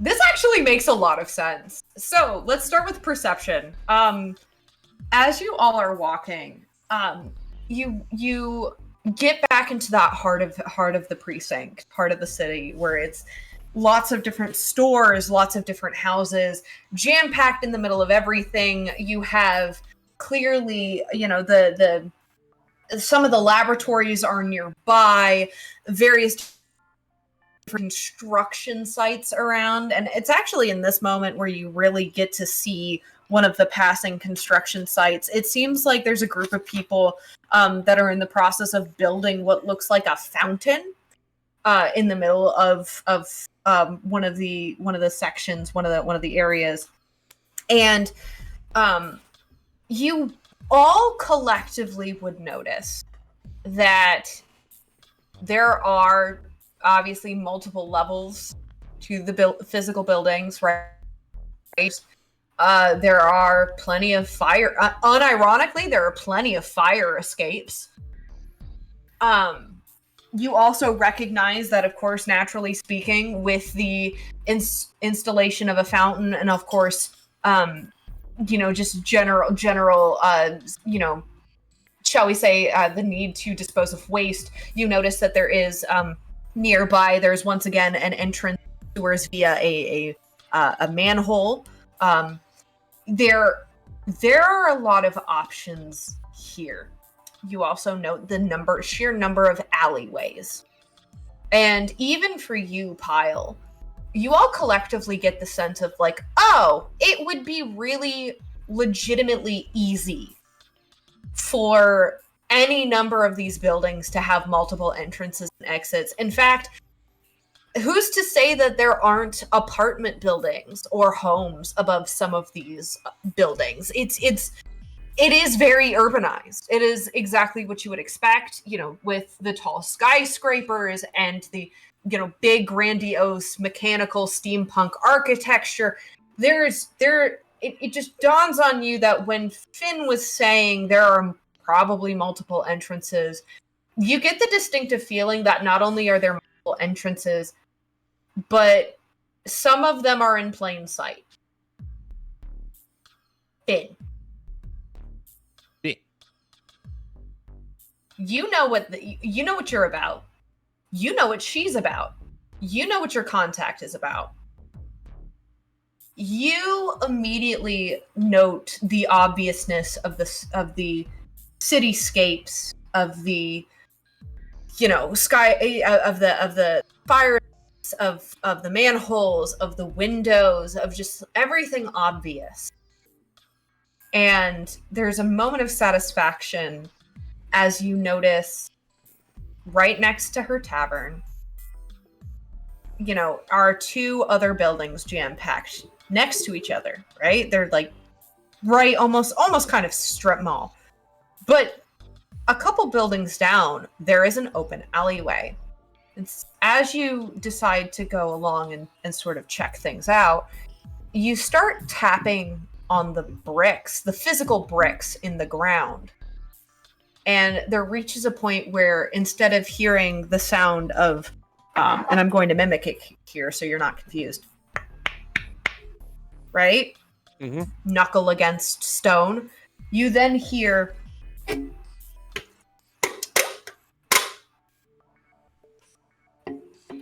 Ah.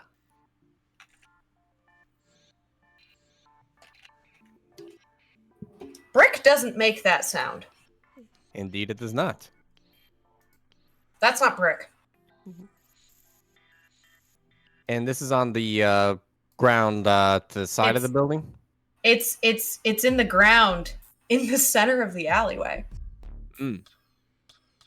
With that, Finn will thoroughly take a look at this area and look for a specific latch or point, or see if there's a section for something to go into something, or something needs to be shifted. He's looking for a trigger. You don't need a trigger necessarily. You notice that in the way that the stones, there's plenty of wear and tear, natural erosion from people walking, that it quickly dawns upon you that you could easily slip your crowbar between some of the bricks and just start popping them out like pop cans.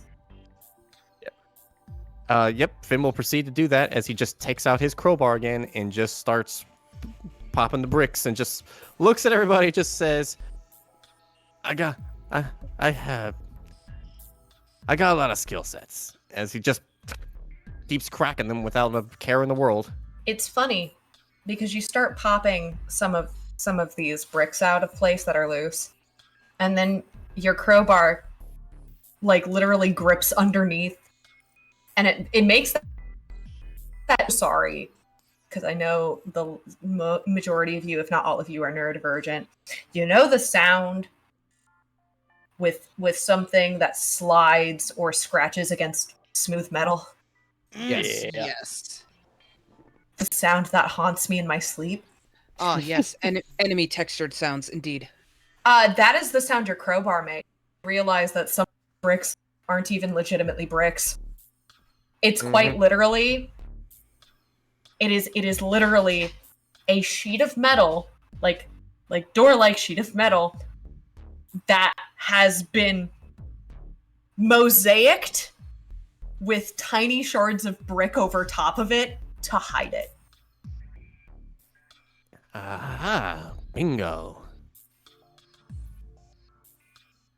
Victor Well, sees the entire process and looks at you. Do you dismantle houses often? Listen, in my career field, some people like to bury their secrets deep, and you just need the right shovel for it, as he points to the crowbar. With that, with this door-like sheet, he's gonna see if he can find a way to pop that sucker open. Oh, it just pops open. It like a whole like door on a hinge just falls, hits the ground with a loud crashing sound. Well, he's gonna make sure he could try to let it not crash. Okay, sure. You grab it.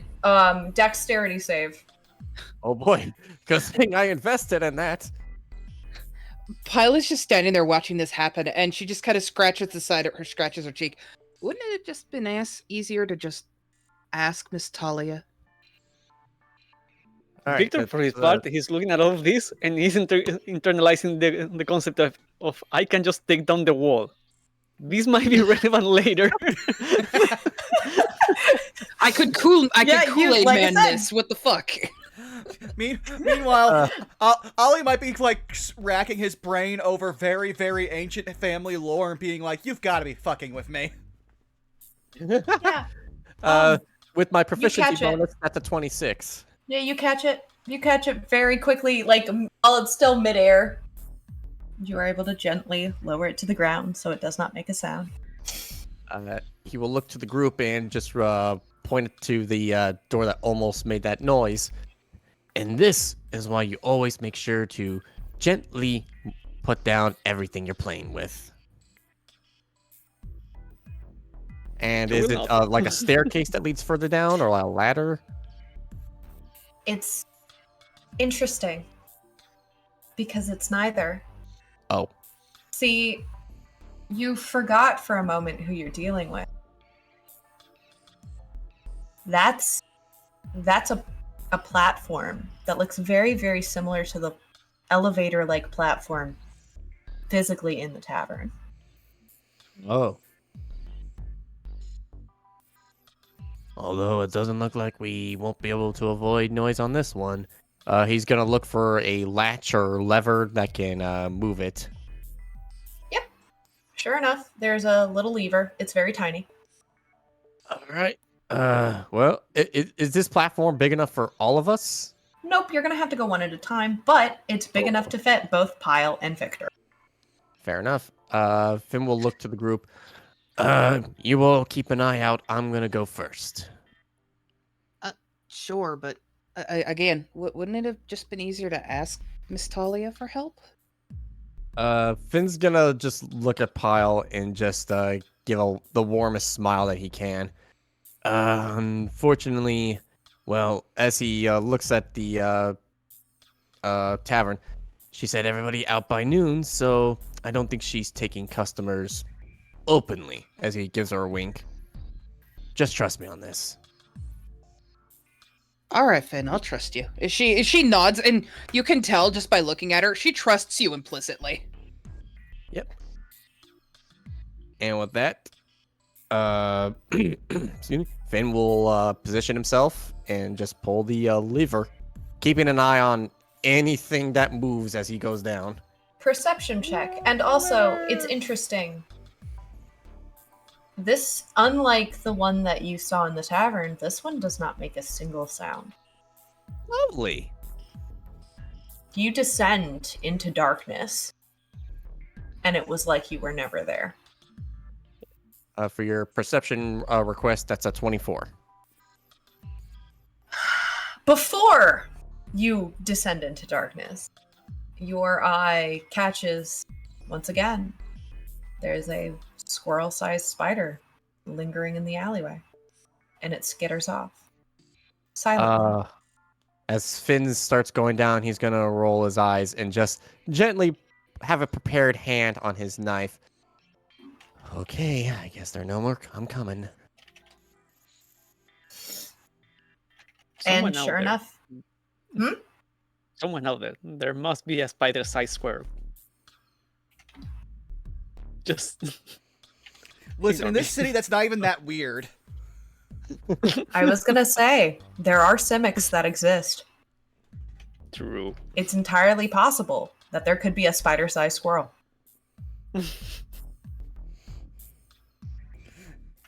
But you descend into darkness, leaving Ollie, Victor, and Pyle behind you. As fucking Finn goes out of sight, he'll just hear her go, "It'll be all right, isn't he?" 50-50? The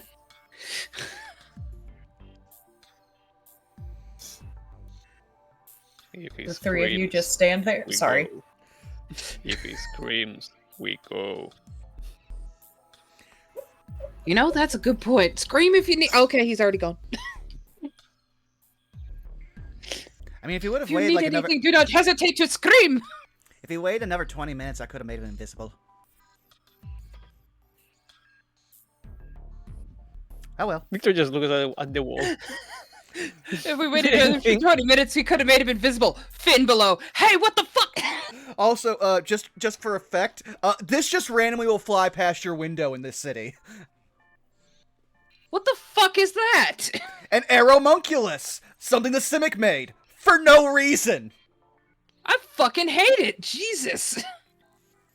Good thing y'all didn't go to the Simic section of the district. Because then you would have seen those. Thanks, I hate them. You're welcome. That is not friend-shaped. Listen, I mean, the it's shape of someone's friend.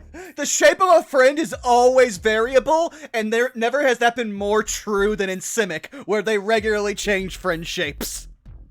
You know what? Fair. In fact, let me just take a quick second to copy that and just drop that here. Let's see if I still have the ability to drop images. Yeah. Save this for all of time while Finn descends into the darkness. Yeah, he's in the darkness. He's in the darkness now. Darkness imprisoning him. Oh, he can see? Absolute horror. There you go, chat. There's an aeromunculus.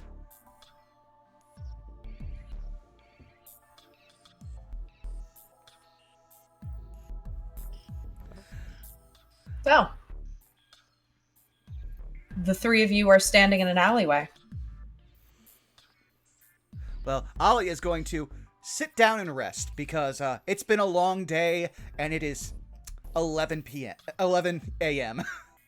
Oh, you're not gonna go down into the hole for... Oh, well, you're right. He did have something that he needed to specifically ask, so I guess he will go down. Though I guess he'll wait until the elevator comes back. The elevator. Oh yeah, no, absolutely. I mean, it does come back, and there is no longer a fin there. All right, well, Ollie will go down, and he'll just, be Actually, resting against there, being Victor like... Oh, go ahead. Victor will stop you. I think Pyle should go next. Oh, Looks yeah, looks I can fine. go next. Victor nods. Then you. Then me. Okay. You know, we could probably get, we could probably get two at a time if Ollie just, she'll point at her back, just hops up. How strong does this elevator look? I You know what? mean, You know what? Well, Pyle, you've already ridden one of these elevators. she'll take it, she'll stand on it and kind of test how sturdy it is. It doesn't move. Seems pretty sturdy to me. Interestingly, too, as you clippy cloppy your feet, no sound is emitted. Ooh. Ooh. Oh, that's neat. I like that. But I also don't like that, she says, staring down at the fucking thing. Okay, now the very prim and proper city boy is now going to look at Pyle and be like, okay, how do I do this? Very much of, I have never ridden a horse and I have never seen how.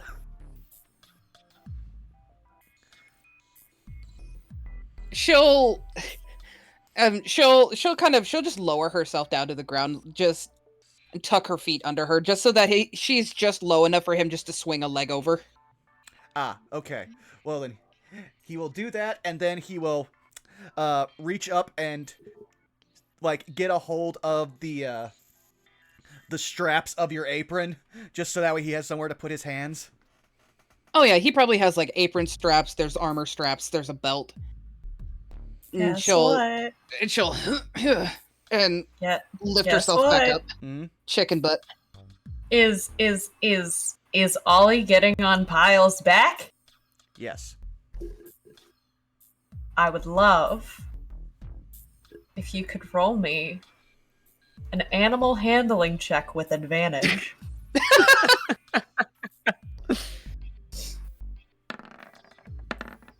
Are you fucking with me? Nat 22. Nah. Look at him go, like a pro. Get this boy some fucking boots and a hat. Ye fucking ha. And you, yeah, it's for a moment, you've never done this before, but for a moment, you as you pull yourself up, you're like, huh, you're a natural. And you're not sure if that's a good thing. It'll be a, I will hopefully never have to look into this later. And do you Pyle, push, or switch the lever, I suppose? Yeah. Oh. Well, And the actually, both of before Yep. I switch the lever, however, she'll adjust with Ollie on her back, and she'll do a small turn on the plate just again to test to see how solid it is. Again, you don't hear a thing, and it doesn't budge. Okay, so good. So far, so good. And then she'll flip the switch. And you both slowly descend into darkness. Leaving, well, you both descend into darkness, and for those of you with dark vision, you do in fact see a scrawny man in the form of Finnegan Faulkner at the bottom. Pyle will wave at him. And then she'll remember, wait, humans don't have dark vision. And as you get off, clop clop, all of a sudden there is a muffled, but there is a clop clop sound, and you realize collectively that you are actually standing on solid ground. Like dirt ground. Not like stone ground, like dirt ground. And eventually the elevator returns, and Victor, you are standing in an alleyway. Victor will look around.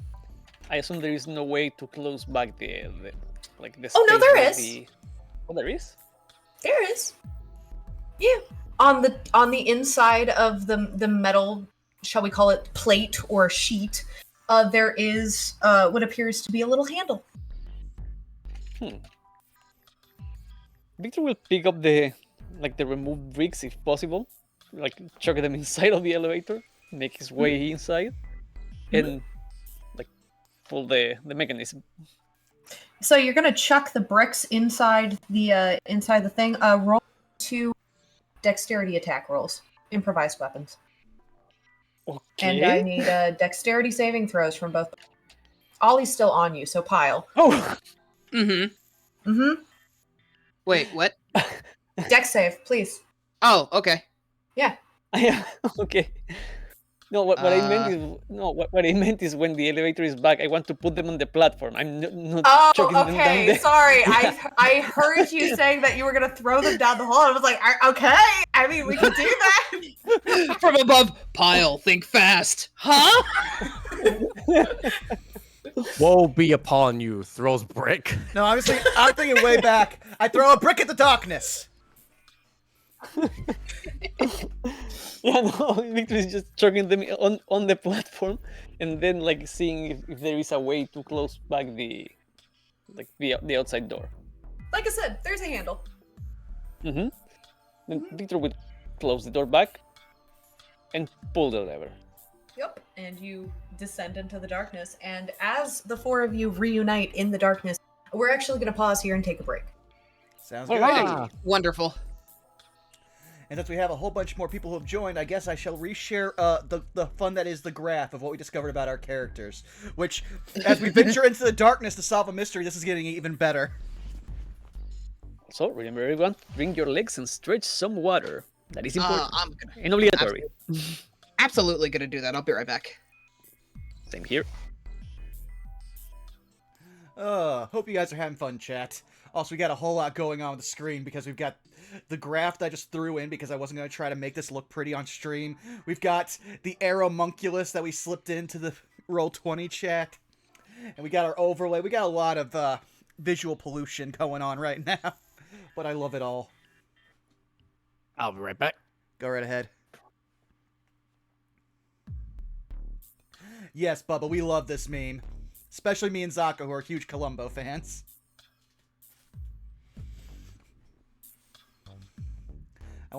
There's also unpictured because we didn't feel like adding to it. We had a joke in our memes channel for this Discord that we use for the game that there should be one more like a square, but it's not attached to the graph at all. Just as above it is Kira, and just sitting in there is Ceres's icon.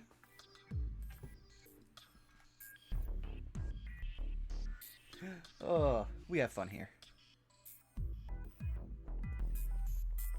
But do remember that tomorrow we have some more returning of No Love War Extra, where we are going through AI the Somnium Files Nirvana Initiative, where a lot has happened. And we are only just now getting through the case that took place 6 years in the past, almost directly after the last game, where one character we know is going to be traumatized by not being able to complete it. And then, once we get through all of that, we play through as another character 6 years in the future. Oh, it has been a very fun game, even if it does horrify me many times. Oh. And then, next week on Saturday, we have the return of Saved by the Spell, where we are literally fighting a giant octopus, not a kraken, a giant octopus, because you actually have to specify in D&D if you are fighting a kraken. And luckily we're not, because we're 6th level. Oh, welcome back. So now that I think about it, if we actually just addressed all of the students who should be on here, just by sheer number of how many 6th level like casters and half casters, plus at least 2 teachers who are around the 17th level mark, one kraken actually wouldn't be that scary. I mean, a lot of the students would die, but just the sheer way to fire before it could get to its turn would probably make this a lot less of a problem. Because I just remembered, krakens do not have magical resistance. You would think they would.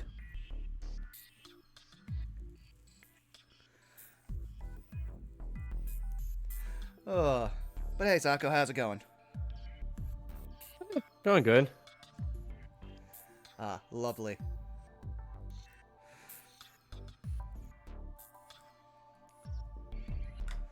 Oh, though I think I might just pull the muscle in my arm, so that's gonna be fun to sleep on.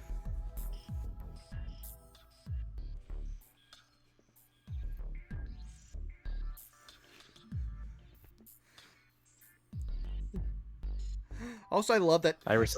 Oh, go ahead. Oh no, go ahead. I was gonna say, I also love how Ollie has now just gotten into the habit of turning the Leaky Vial into basically his P.O. box. If you need to reach me, send a message here.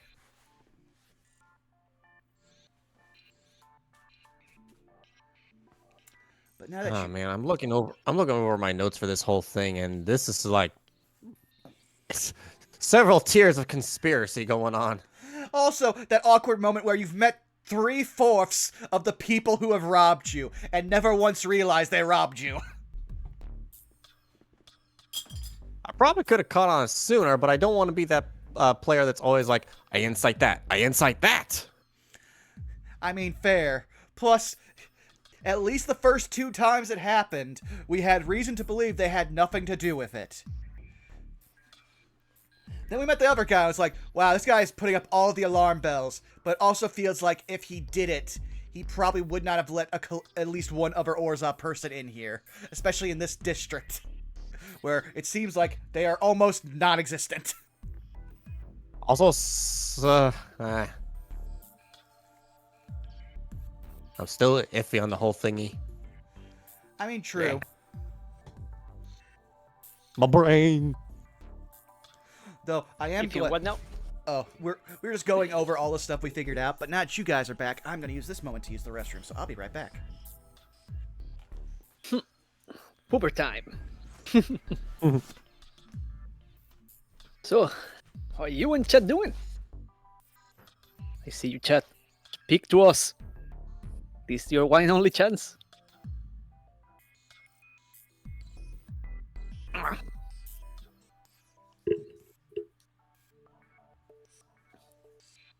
But yeah, again, what I was saying, like, you have just given Victor a dangerous piece of knowledge. Like, you can enter houses by just taking down the walls. Well said, Boba. Oh man. Sorry, I just remembered Zito's homebrew like playable Tarask race that has like extra damage against structures and stuff, and I was like, now how can we genetically put that into Victor and make him unstoppable? I'm the juggernaut, bitch.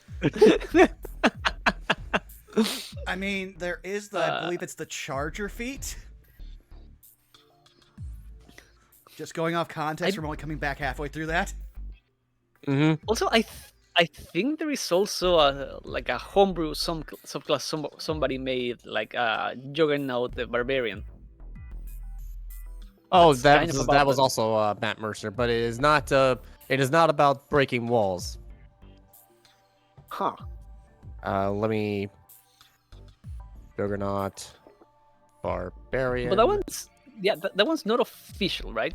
Because I Hello, know he's Prince of made. Eternity. So it is official Okay. now, well, semi-official, because D&D Beyond added the Tal'Dorei campaign setting stuff into the system, along with the stuff that had the Blood Hunter. So it is semi-official in that it's you can pick it in the actual app and stuff. Okay, yeah, because on most, like on stuff like Wikidot, which is what I usually use, I So- do not see it listed as official. Or I think I haven't. Maybe I just skipped it. Yeah, it's one of those gray areas where it's supported and officially published, but whether it's official, quote unquote, that's going to be up to your who's ever running Well, the let's game. put it this way: it's not Adventures Link sanctioned, is the term you want. Yes, Rocco. absolutely, 100% not. Well, you also even within official stuff, you have some you have things that are setting exclusive. Like for example, everything with Dragonlance, like they have prerequisites by default. Like these must be on a Dragonlance setting, which is kind of bullshit because some of the stuff are fun. I get it. Like the Lunar Sorcerer specifically talks about the 3 moons of the World of Kieran and all of that. But it's like, come on, let people use it. All I'm gonna say is this: Moon Sorcerers, old news. Sits here working on a homebrew sun-based sorcerer. Oh, okay. So the barbarian can break stuff. Its gimmick is third level. You can make your targets make a strength saving throw, or you push them 5 feet. Let's see here. You cannot be knocked prone while raging unless you become unconscious. At 6th level, all your melee attacks gain the siege property, dealing double damage to objects and structures. Your melee attacks against creatures of the construct type deal an additional 1d8. At 10th level, when you make a weapon attack while raging, you can make another attack as a bonus action with the same weapon against a different creature that is within 5 feet of the original target and within range of your weapon. And then 14th level, when you enter your rage for the duration, your speed cannot be reduced. You are immune to being frightened, paralyzed, and stunned conditions. If you are frightened, paralyzed, or stunned, you will still take your bonus action to enter your rage and suspend the effects for the duration of the rage. When your rage ends, you suffer 1 level of exhaustion. So you literally can become the Juggernaut and at 14th level and just start charging and nothing can stop you. The funny thing is, until that level, you aren't the Juggernaut. You're the Blob. Also, I gotta laugh a little bit because I'm looking at Wikidot, and yeah, you have the subclasses broken in groups. Like you have like official path, Unearthed Arcana, D&D Beyond partner content, and the next class it says the following subclass is an official homebrew created by Wizards of the Coast affiliated with the Art Mercer. Like the dude has a sentence as a class for him, and then Archive Unearthed Arcana. Yep. Like that is funny. I might have had to look at some old Unearthed Arcana to actually help me figure out what would be one of the 2 first level features for that Sun Sorcerer, because Phoenix Soul wasn't so bad, but they just never put in the work to like tweak a few things and make it official, which is sad because the key feature of it, which you don't get to use much because it's only during a long rest, but I would say it's not that bad. It's pretty fun, and it gets you to be a wizard, and this is before Transmute spell, to get you to be a sorcerer who picks spells literally based on a specific element type, and like it incentivizes you to do that and rewards you for it. Because obviously a phoenix is going to be all about fire.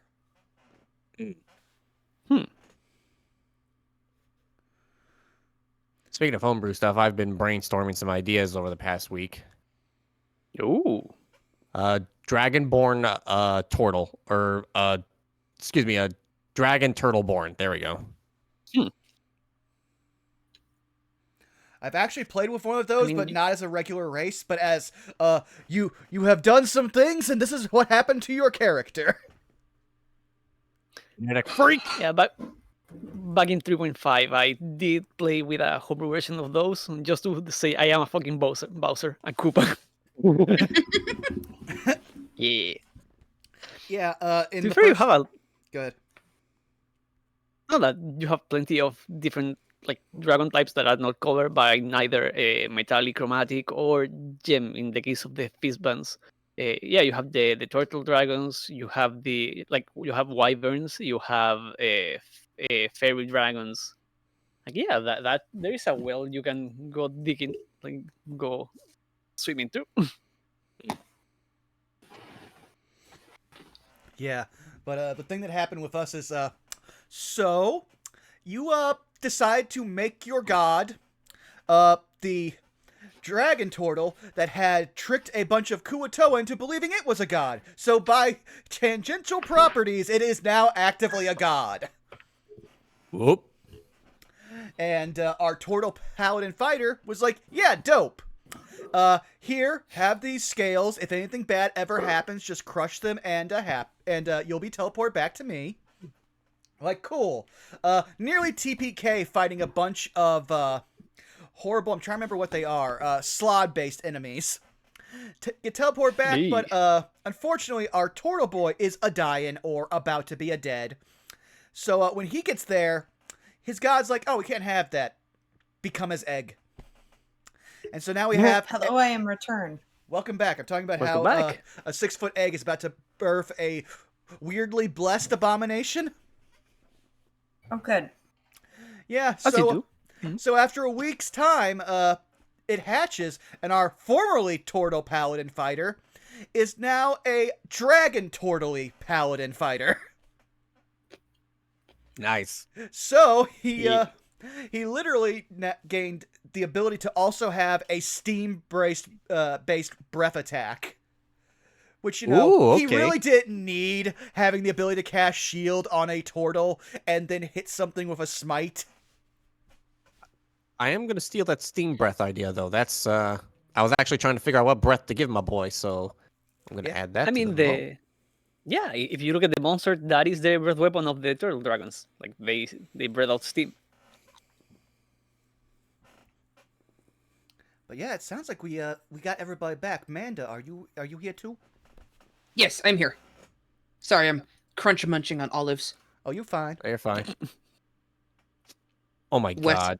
Wes has turned me on to the glory of garlic stuffed olives. Oh, that sounds nice.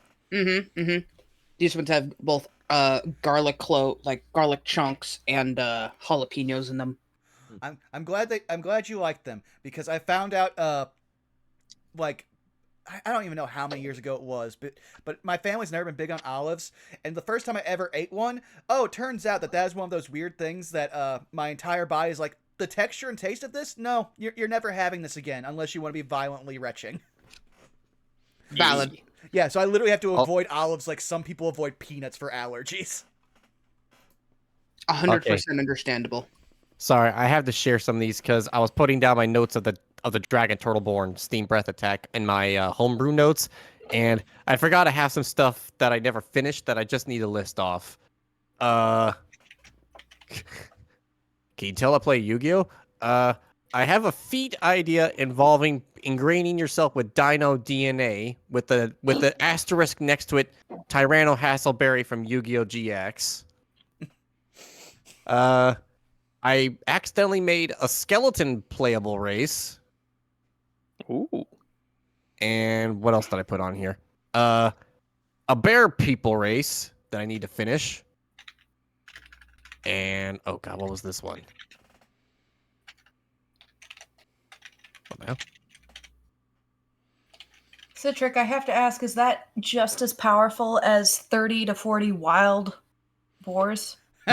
Wild hogs! You know?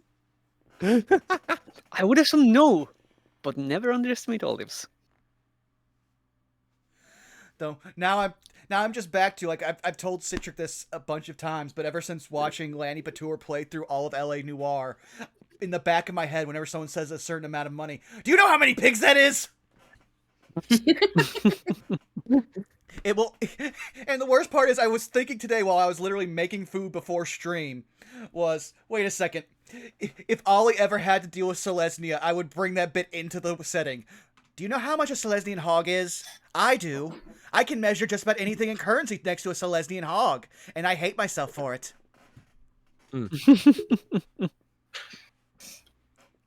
But yeah, I think we got everybody back if we're all good to start. We are. Yeah. Right. And I bring you into the sheer darkness. It is pitch black. The four of you stand on the ground. Like I said, it's compacted dirt. Like it's not gonna just sift beneath your feet. But in this exact moment, you are in pure darkness. Well, because we are in pure darkness, I would say that 3 of us are on the ground. Ollie has not gone off, and he's going to say, so I hate to be the bearer of bad news, but remember, 2 of us can't see shit right now. Well, just stay where you is. I can see just fine. And unfortunately, my lantern is out.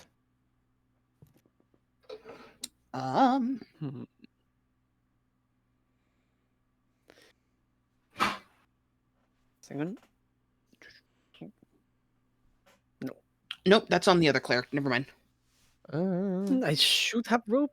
Give me a second. I just realized that I closed Roll20 by accident, which is yay, lovely. I could have sworn you had light, Manda, because I know that's how we got this last time. I don't have light, apparently. But I do have torches. To which Pyle will pat around on herself and retrieve a torch and light it. Eh? You are able to light the torch. If you don't Excellent. mind, Finn will gesture if he could have the torch. No, she'll hand it off to him. I think it'll be best if I take the lead on this one, in case we should happen to run into Talia or friends. You can all hear him audibly put quotation marks around that. Victor looks at you. Do you want me to stay close? Immediately behind me, if you please. He will not. How are we looking? Is it like a stone, metal? Is it a sewer? As far as our surrounding down here? Give me just a second. Having a minor tech issue. Oh, sure thing. That's fine. No worries. Yeah.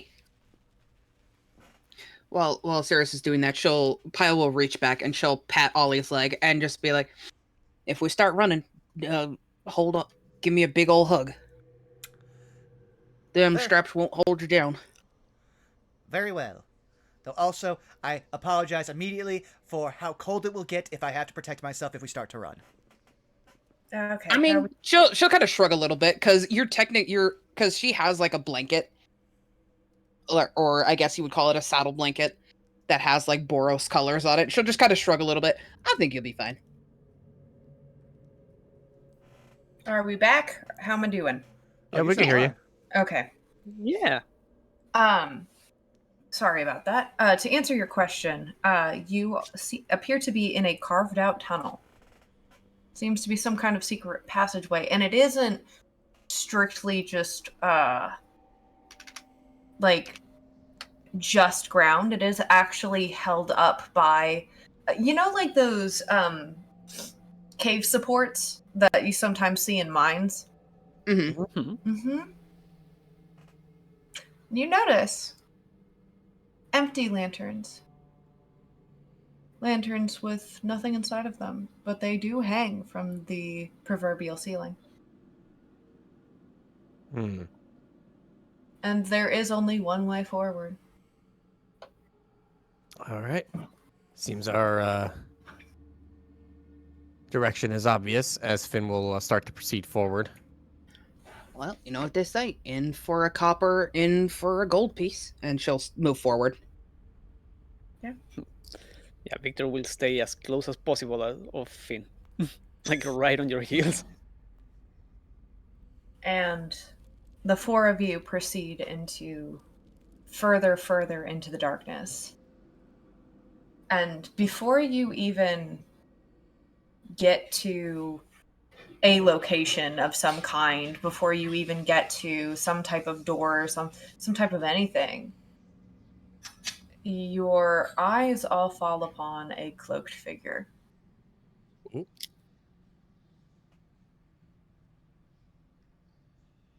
Finn immediately stops. Victor stops behind him, but his hand is hovering over his axe. Pyle also stops, but she puts up a hand. Hello. The figure waves. Oh boy.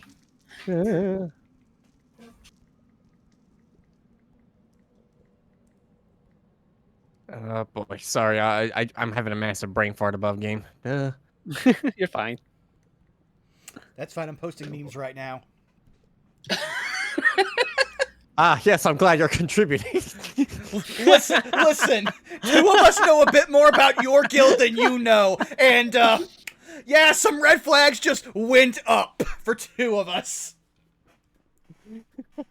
I like how Ollie literally has like literally the most stealthed out of all of us.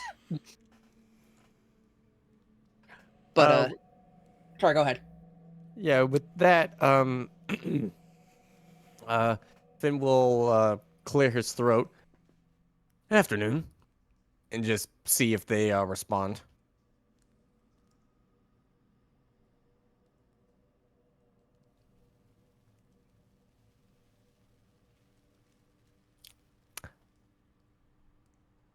I'll take that as a they do not respond. I was talking. Hold on. Oh no, sorry. Figures. Hold on. I'm so sorry, guys. You're fine. Oh, it's fine. It happens. Let's try this. Am I still muted? No, we can hear you. No, you are not. Okay. For some weird reason, Discord says I'm muted, but I haven't muted myself. Huh. Discord, please. Sorry about that, folks. When you said afternoon, you got a reply of afternoon. I assumed it would only be a matter of time before you would find this place. Am I right to assume? Finnegan. And can I meet? I don't want to assume, but I'm theorizing that is Talia. You have a way to confirm if you want to confirm. Oh, right. Hang on. I gotta DM you something. Yep. From behind Finnegan. Talia, is that you? I mean, if we recognize his voice.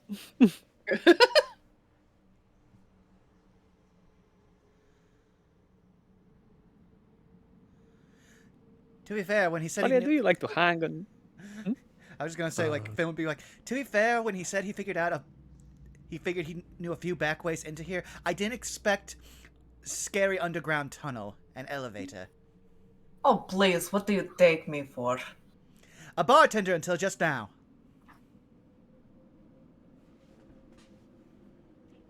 With that, Finn will just give a light chuckle. Man, listen, it's been a very, very trying day, and we could use some assistance, Fee.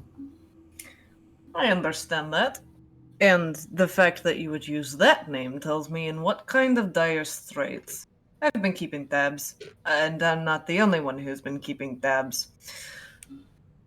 I just find it particularly hilarious that you were able to, within 24 hours, figure out the fourth entryway into my tavern.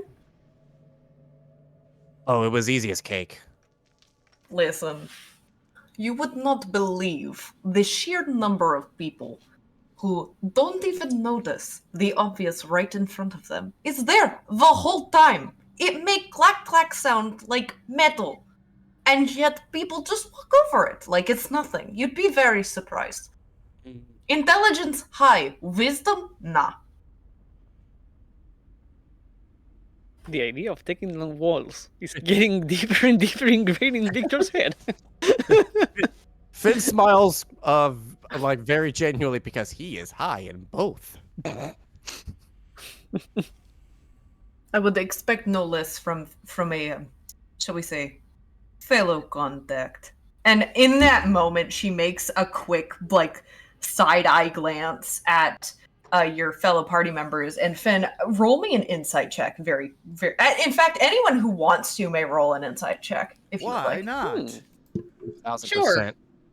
Talia, 20. 15. Talia's a homie, why not? At least a pile. 13. Better than Pyle, expected. you pick up on this. Unfortunately, Ollie and Citric, it's not Citric, Victor, sorry. Ollie and Victor, you both look at her and you think that the side-eye glance is just kind of her reading your expression. In like trying to get a judgment of the vibes right now. But Pyle and Finn, you both pick up on there is an undertoned question to her gaze. And Finn, you would know that this question is, do they know? Finn will just lightly tug on his collar. They can be they're let's see, how do we put this? Sorry, I'm above game. I'm trying to actually piece it in my brain how I'm going to say this.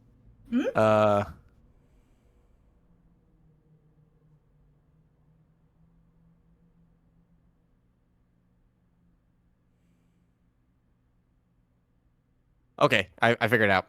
Okay. They know enough that I'm fun at parties, but they don't know what I bring to the party.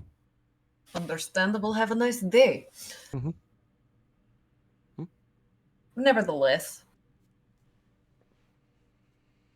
shall we say, helping is what I do best. For those who are, I don't want to say deserving because that sounds judgmental, but we'll just go with deserving. Especially since you were able to find this place. We'll put the bricks back where they were when we're done, I promise. You know, honestly, as much as I appreciate that, I don't know as you need to. Well, I don't And know. there's Victor like was- a mischievous smile that crosses on her face. Oh god, they self-repair, don't they? No, but do you know what kind of, I don't know, light prank if one day Brick is there, next day Brick is gone, next day Brick is there? I don't know. A little bit of humor for those who are, shall we say, a bit more perceptive. Fair enough. But with that out of the way, do we want to do this here, or do you want to prefer someplace Well, else? it depends. How many ears do you want hearing? Preferably, as he just points, does a quick head count of everybody in the room, and then counts them. Preferably just us. Then we all stay here. Right There. here. Very well. So, our present issue, as Finn will reach into his coat pocket and pulls out his notebook. So, catching everything up to speed on what I know. One of our Orzhov folks, a Miss Svetlana Cave, apparently has been funding the research into these anti-magic devices that have been worked on in the Prism University. She came in and took one, possibly more taken by some of her associates that were with her, and that these were utilized in the actual robbery. Now, she had apparently her two colleagues were one undead one, and the other a gender-neutral fellow with a long trench coat with embroidery. A We- Dr. Lysander Velesi. Ah, Or so it was. Vesely. However you pronounce it. I don't understand Simic last name. It was them. Got it. As Finn. I does mean, a- I don't know anyone else who regularly goes around the Prism University with long blue-black trench coat, embroidery, androgynous build to the point where people can't get their pronouns straight. Oh, by the way, they use both. Fair enough. Now, as for the doctor that we interviewed, he couldn't really identify them, and that's what threw me off. Now, as he goes through it, apparently Mech Lab 9 has been shut down, but the doctor we talked to didn't really know a lot, and he didn't know anybody who worked there, so that's out. As for potential suspects, we did notice that, or rather, as he points to Pyle, Miss Pyle noticed that one of Dr. Vesely's items matched one of the weapons that were found at the scene, particularly it was the scimitar, right? Pyle will nod. Yeah, we were down in the labyrinth and we found some pieces of a scimitar. But the good doctor, the trench coaty doctor, had a empty scabbard in his office, and it looked like it could have matched. But I wouldn't want to 100% that unless I have perhaps maybe a few more pieces. But they could be very similar. Another potential target, their wife is Zolda Vesely. She works at the Mizium Laboratories and Metallurgy Experimentation, which does match two of our three potential suspects, Izzet and Simic. We're You just missing the see, Golgar piece. you see when you say that, she frowns. Hmm? Like a hint of disappointment in her eyes. I take it you know something I don't. No. It's just very unfortunate that a close friend would be well, I mean, I don't know what else I expected. Everyone's up to some shady shit now and again. I'm no better than she. Finn is lucky that his back is turned towards everybody else because he does the shifty eyes very obviously purposefully as he's facing towards her. Cat knife face. Talia has the cat knife face. Meanwhile, like, even without fully seeing your posture, Ollie's just like, we are all underground trading conspiracies. None of us is exempt here. At least in his head. A Pile very softly, I'm not up to anything shady. I'm just a smith. What are you talking about? You're in the shade. You know what? Fair. Well, who knows? She just might be caught up in her wife's husband's antics. Now, as far as our Golgori part, I've got nothing on that one. The dead one. Ah, right. I don't suppose you've seen Dr. Lysander hanging around an undead fellow? 1 sec. Sarah stepped away for 2 seconds. Oh, sure. People always assume the only people that work with the undead are the Orzhov. Come on, we share that with the Golgari. We're okay with them. They're nice. They also pay their bills on time.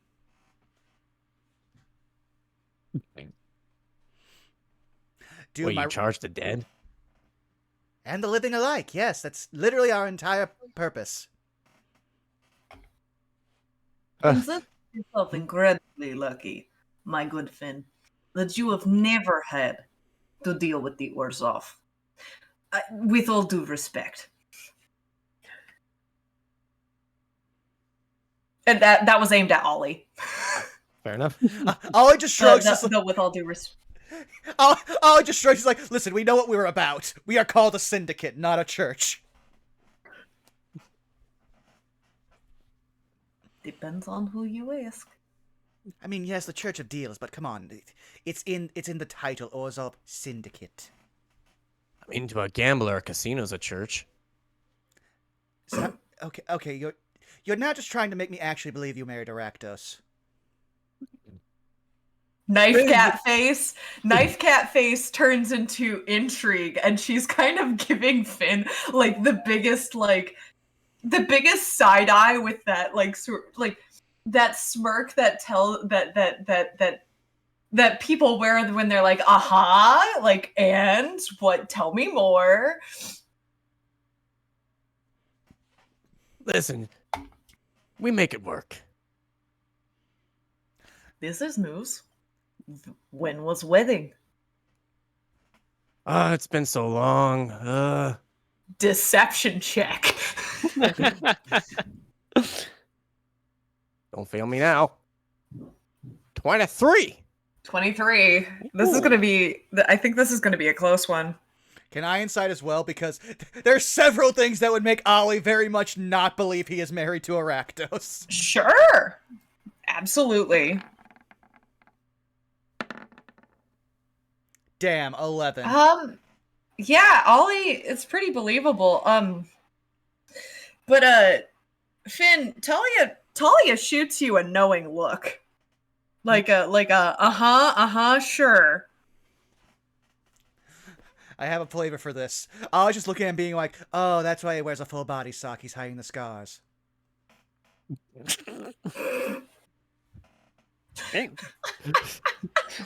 Listen, you look at any Rakdos in first block, second block, or current block, and tell me he wouldn't have at least a few.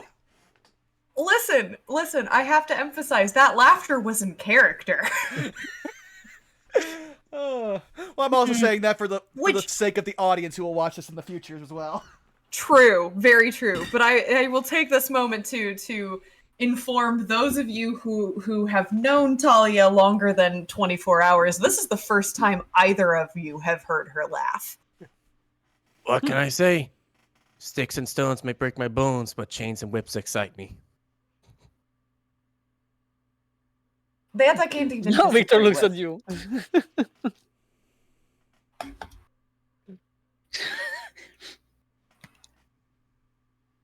Nevertheless, is there something else I can help you with at this point? Well, outside of the doctor's been hanging out with an undead fella. Call it a crazy shot, but is this mech lab stuff possibly connected? Well, when you consider Isolda, where she works, what she does, the construct repair issues, the museum misplacement, if you remember, the discrete information that I shared with you about how, Mech Lab 9 in the last 24 hours has gone on pure lockdown. Because of what I told you. Ben looks at compares the information. All right. So we're definitely looking at least 2 out of 3. Now, as he closes up the notebook, I just wanted to confirm the information, make sure I'm not entirely crazy.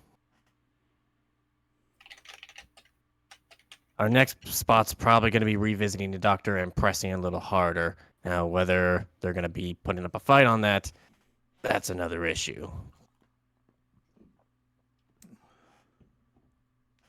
I don't know if they would do that.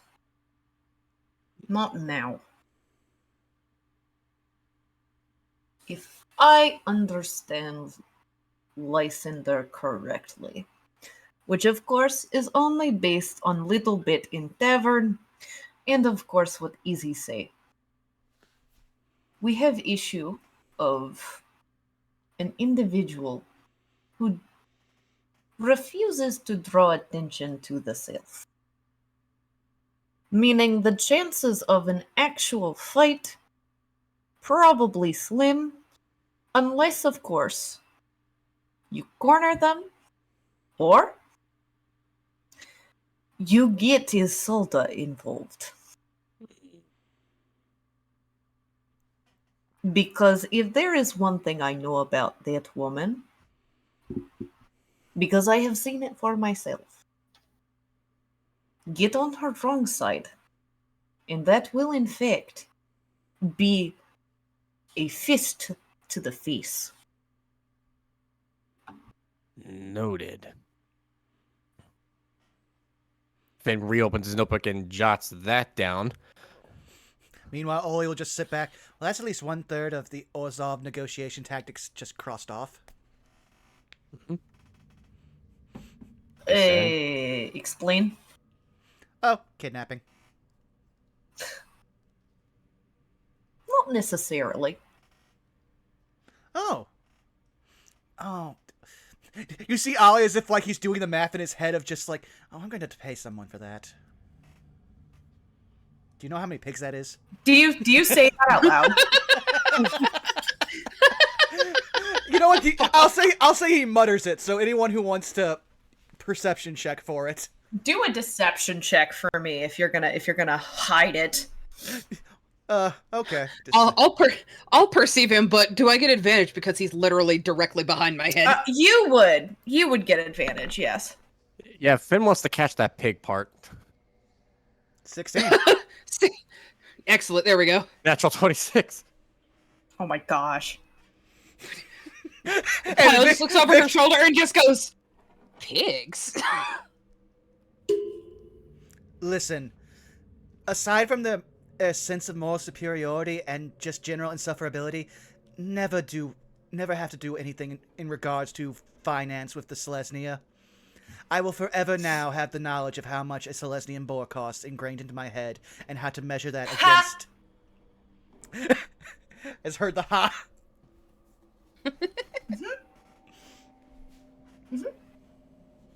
That was an in character, huh? Yeah. They cost more than got you to laugh twice in one day, making progress. Boy, you're just You act as if I have stick up ass. I'm not very funny. It's hard. I'm aware. What was that, Miss Bile? Oh, no, that she was just commenting at Ollie. Boy, you're just full of things, ain't you? Yes, typically You it's could regrets. say he's full of beans. Oh. I mean, it runs in my family. At this point, I'm going to assume that at least you know about my family, since apparently he's managed to not know one of the most open secrets in our district. And he just points Wait, to Finn. was that a bean counting joke? Heh. Finn glares.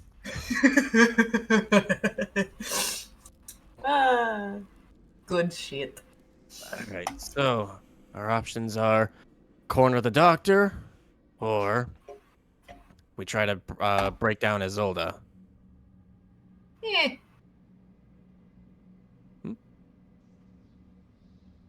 What's the yeah? I mean, someone mentioned something about paying for kidnapping. I mean, yes, but it's very expensive. Orzhov enforcers, they come at a premium. I mean, you did Who just get. said then? Huh? You did. We did just get paid a crap load of gold. Actually, how much was in there anyway? Yeah, he already gave you your cut. It was 25 for you. Oh, we did? 25. Yeah. Oh, Yeah. never mind. 25. Sorry, I must have missed that. 25. You Who have said someone who's... anything about? Oh, go ahead. Oh no, it's fine. I just said. Who said anything about Orzhov kidnappers?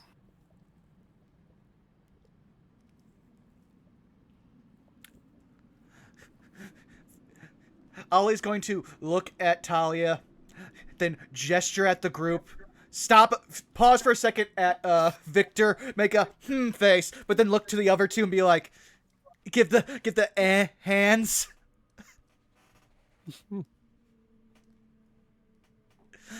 I mean, if you're offering somebody who can, then I'd be willing to shield for it. She looks you dead in the eye. Mm-hmm. Says nothing. Fair enough. Fuck was that? I don't know. Oh, sorry. No, there was a loud rumbling outside of my house, and I was like, what the fuck is that? Oh. It's the 30 to 40 pigs. No, I think it was one of the military planes flying overhead. Oh, good. We do love a good is it show off. All right. But I think you have other avenue. I think you have multiple option. I guess in this moment, my question is, how can I help you? You clearly sought me out. Well, right now, the best question we would have is, do you know of any Golgari that would associate with the Vesiles? Because that's our outlier. No. In fact, last I heard, they made whoever it is who broke in, if we are to assume that the lovely couple are the culprits, whoever it was who came down into Maze, really, and I mean really, upset not only the watcher of the maze, but whatever else is living inside of it. As far as I am concerned, as far as contacts have been made aware, there is no Golgari who has left Maze except Victor.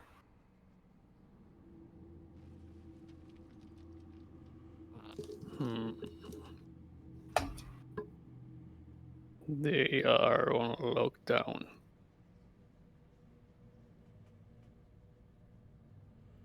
That I do not know. However, I'm sure. Well, I don't need to tell you who in your guild has answers. I will tell you though. There is one very good set of eyes in Maze. The Watcher of Maze does very, very good job. And for clarification, Finn, I'm not referring to that. I am referring to Golgari person who watch Maze. And only Golgari person who watch Maze.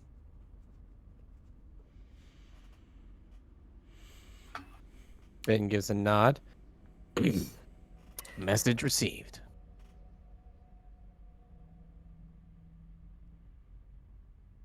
Well, then it All sounds right. like we're going to the maze, and since I feel like you very much would like to have information, then you will get to know before me what will happen to Miss Svetlana, because I had a contact as well in our guild who now knows that she's probably involved, and, well, 2 people are going to be wanting to ask her some very pointed questions, and one of them has 2 very sharp points.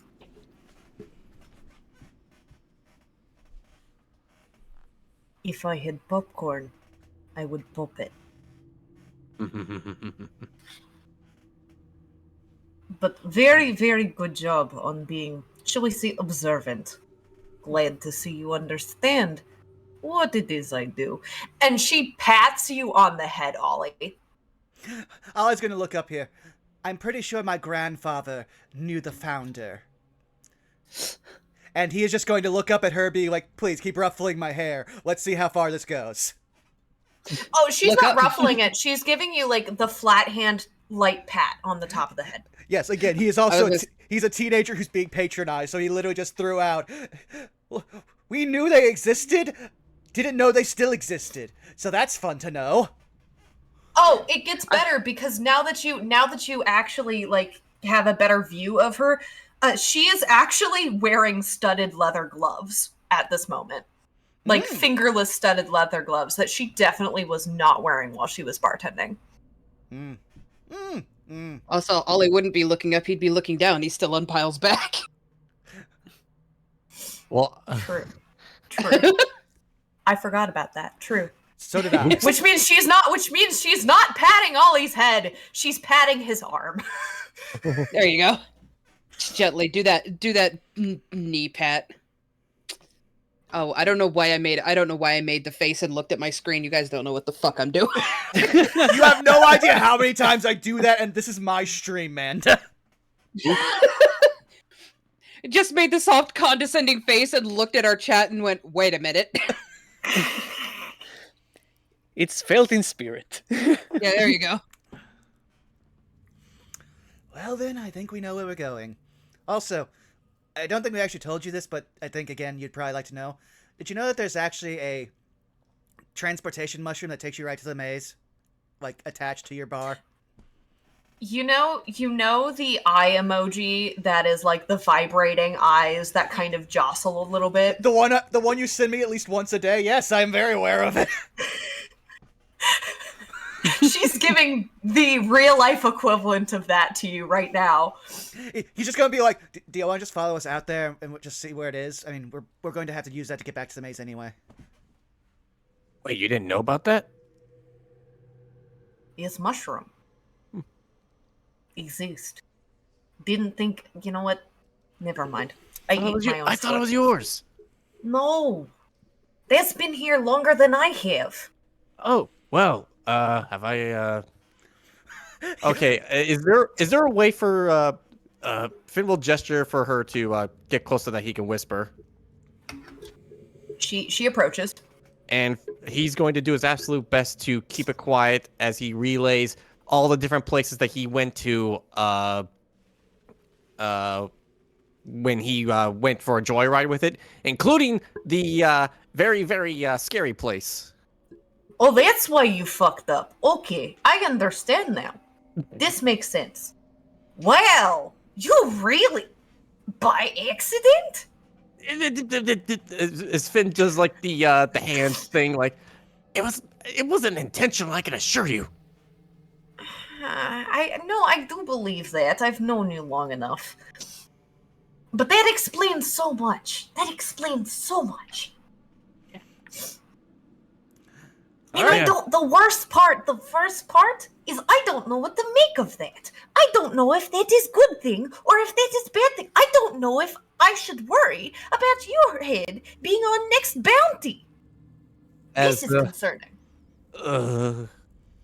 I mean, is there someone I could talk to try to get off of that? Well, I'm not saying that you would be on bounty. What I am saying is unclear if positive or negative. It could be your head is now on bounty. It could be you are now going to meet some very, very, very powerful people who are going to think very highly of you for finding super secret entrance. Can we all hear this? By the way. Let us both roll deception checks. Yeah. Also, just realized we've been talking to her for like 20 minutes. I should have pulled up her portrait much sooner. Oh, crap. Oh no! Don't worry, it's up now. Wait, I have my inspiration. You do have your inspiration. Crap! I love that. What do we have to roll? If it helps, if you want to hear them, it's a perception check. Do? You have to beat. Oh no, that's good. All three of them are just leaned in real fucking close. So here's the thing: is you can hear Finn, but you can't hear Talia. wow. Because deception check on Talia.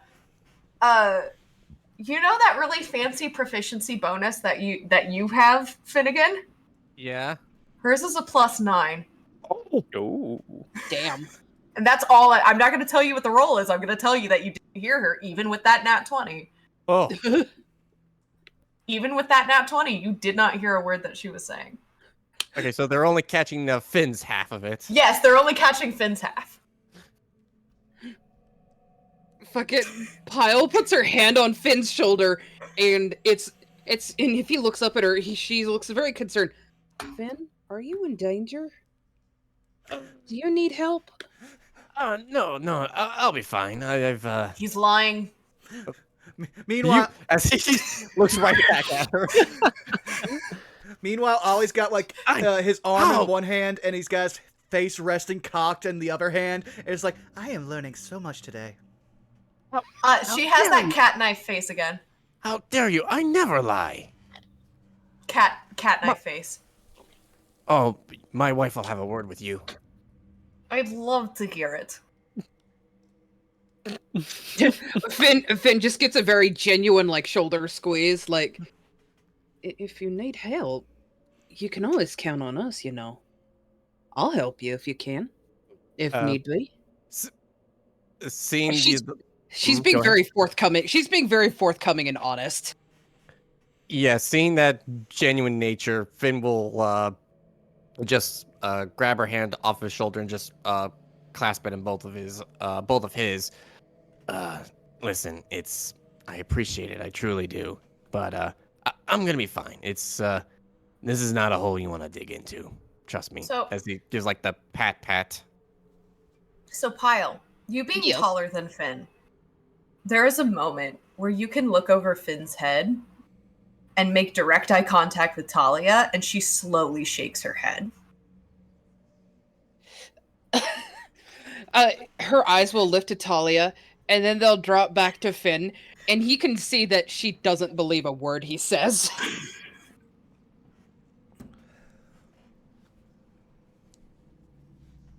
But listen, enough about me. We have to show lovely Miss Talia our little mushroom friend. Hold on. Wait. Looks at Ollie. Alright. Orzhov.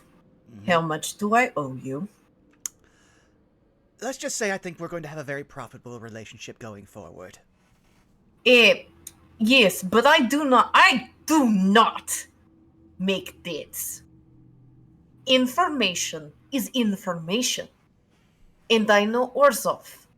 How much do I owe you? Intimidation check. I would love a wisdom save from Ollie. Oh, this will be great.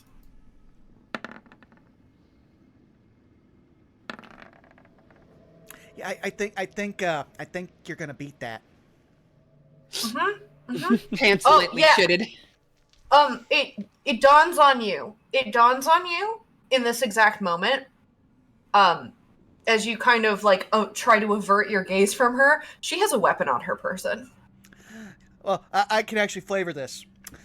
He remembers that there are two aspects to their organization, and one of them is in fact assassination. So, okay, okay, just all right. Let's say 200 gold. That should square things. Yes. Do you want it directly to safety deposit box, or do you want it in cash? Cash is always king. She immediately pulls out her bag, rifles through it, in quick record. I mean, you can clearly tell that she's, bartender, works with money. Goes through her bag, pulls out like a little pouch, rifles through it. Very, very quickly, it becomes abundantly clear. Sleight of hand is also something she's very good in. And then she ties it with a neat little bow, tosses it to you. Exact change. Yeah, you'll just see like he pauses for 1 second, feels the weight. Yep, exactly. And he just pockets it. And I look forward to future business with the very lovely Miss Novasad. Of course. And with that, let us show you a secret that we did not realize you did not know. And he's just going to take her to where the mushroom is. Hang on. We take other route. Okay. Never exit where you enter. And at this point, is there anything else you wish to say or do before you proceed? Now, I got way more out of this than I expected going in. The rest of you? I would advise we take a rest. We are going back to the maze. We are not at full capacity. It may be dangerous. Victor's got a point. I am still pretty tired. She says, her shoulder slumping a little bit. Tavern is closed. I can make exception for friends. Victor nods. I would appreciate that. Oh, Sign. Thank you endlessly. Yes. Also, as I alluded to, do know that there is a courier coming with possibly a response to that message I told you about Svetlana, and know that the messenger might just be an indentured servant. And by servant, I mean ghost. Would not be first time. I know, but you'd be surprised at how many people still don't get used to that.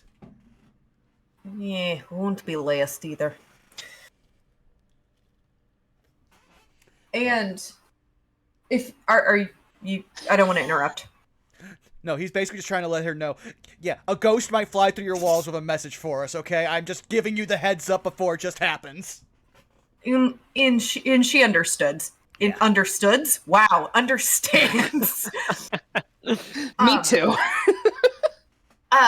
The four of you make your way through the tunnels, and you reach a point where the tunnels sort of branch into like a four-way stop. She takes a left, and the four of you quickly find yourselves in front of oddly enough, a brick wall.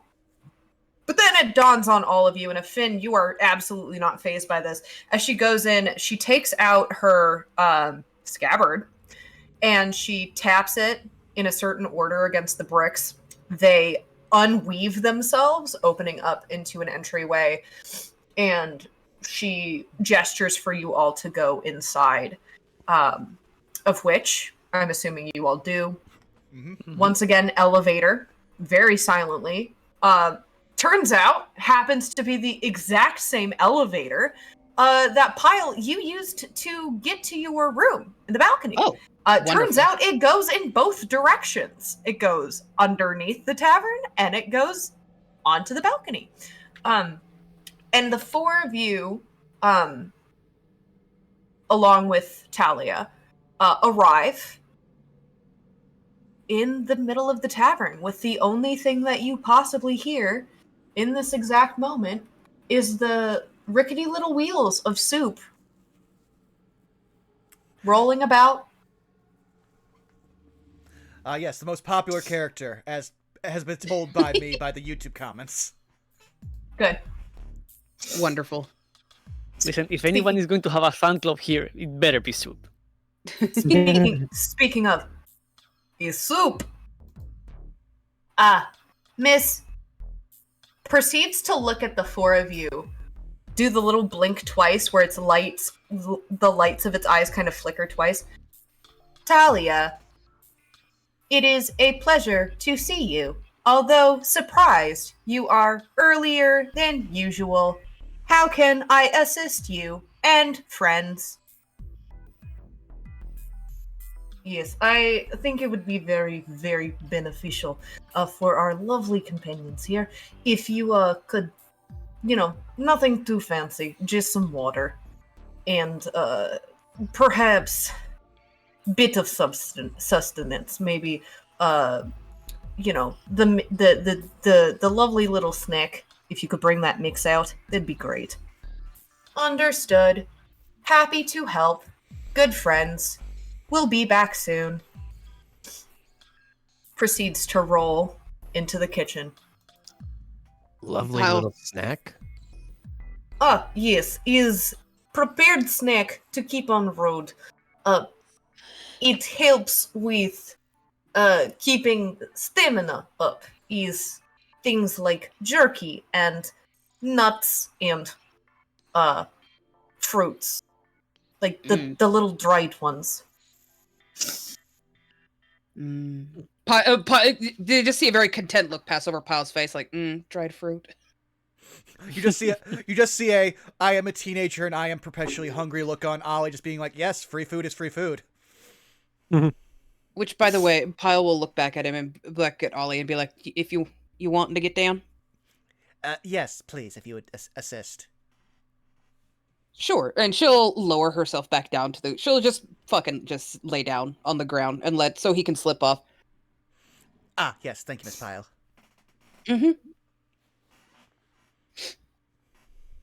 Perfectly, Nat. You take the saddle like a natural.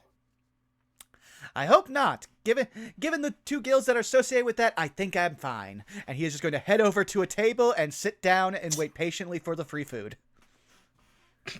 Pyle will just give him a look like, huh? Well, think about it. One guild you're associated with literally rides animals for most of their people that aren't centaurs. You know what? Fair. She'll just kind of shrug a little bit, and she'll just kind of stay seated right there, like resting.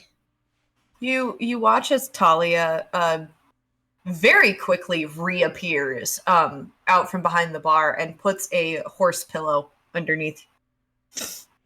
Oh, bless you, Talia. Of course. Which, by the way, if you're, because can Pyle see the weaponry on her persons? Roll me.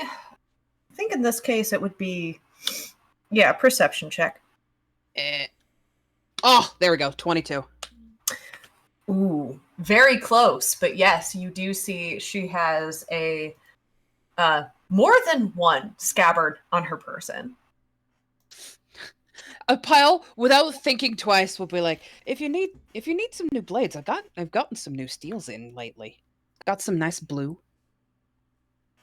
Some nice blue Damascus. She looks at you with like an endearing expression, just like one of pure adoration, as she looks at you and with a hand tucked underneath her chin. We can definitely talk after you finish little mission thing. We can make arrangement. It's good deal. She'll give her a thumbs up. Of course, happy to help. And looks over to Victor. Mm-hmm. Does little beetle friend need anything? If you have a sugar cube, they will be happy with that. Understood. Very easy to accommodate. Proceeds to go over to the bar, gets like a small bowl, just like one of those small bowls, fills it with sugar cubes, brings it over. Victor clicks his manual to go front. And he just let them go at the boat. It's kind of messy and kind of aggressive. But your friend proceeds to do a munch and a crunch.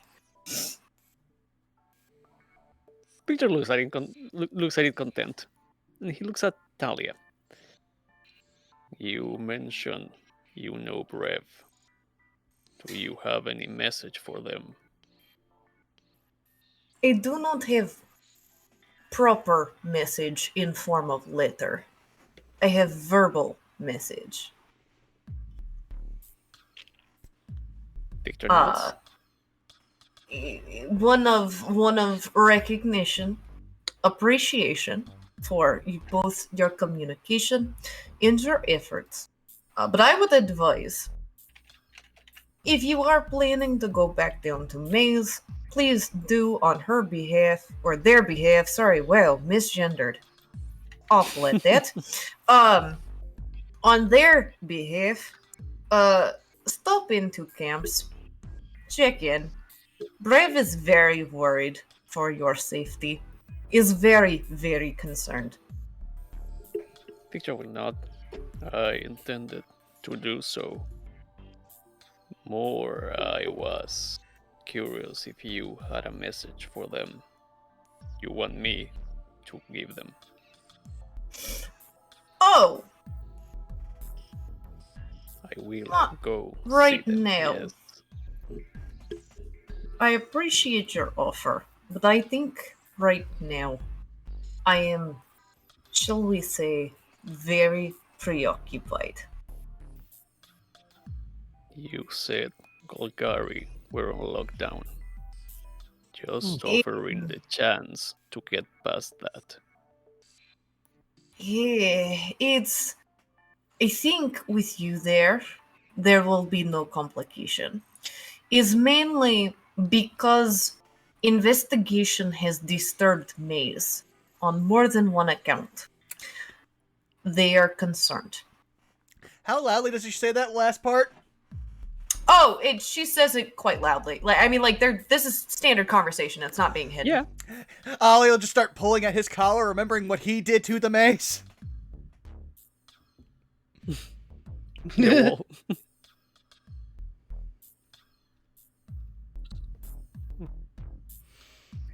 keep that in mind. Nevertheless, as you said, you'll keep it in mind. Very good. Nevertheless, you should be fine. You are Golgari. Victor will nod. Thank you again for all of your assistance. It is what I do. But I appreciate the recognition. And it is at this point that Soup returns with 4 mugs of water, one of them being sugar water, and a giant bowl of trail mix. And they proceed to, with their hands, which at this point you note are fully jointed, they grab the bowl off of their head and they put it in the center of the table and pass around the mugs as they have done previously before stopping in front of all of you. And I have provided the necessary dietary restrictions and accommodations for Centaur and Bug Person. You will find that the trail mix is accommodating of all types. Is there anything else that you require at this time?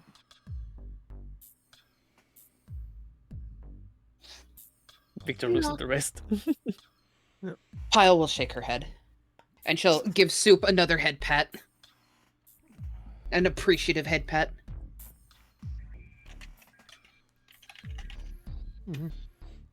Yeah, Ben just shakes his head like he doesn't need anything. Ollie is GIF related.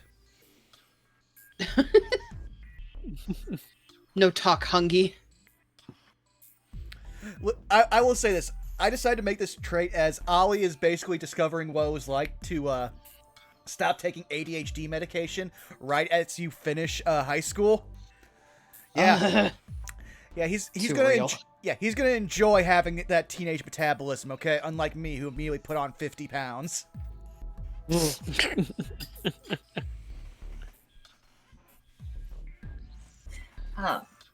At this point, I will ask above game. I am aware that you are all taking a short rest. Mm-hmm. Is there anything that you wish to do during that short rest? Within reason, of course.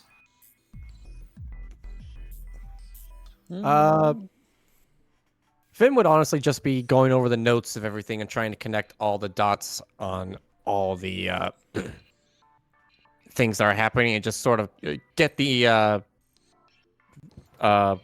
order of events and those involved a bit straighter in his brain.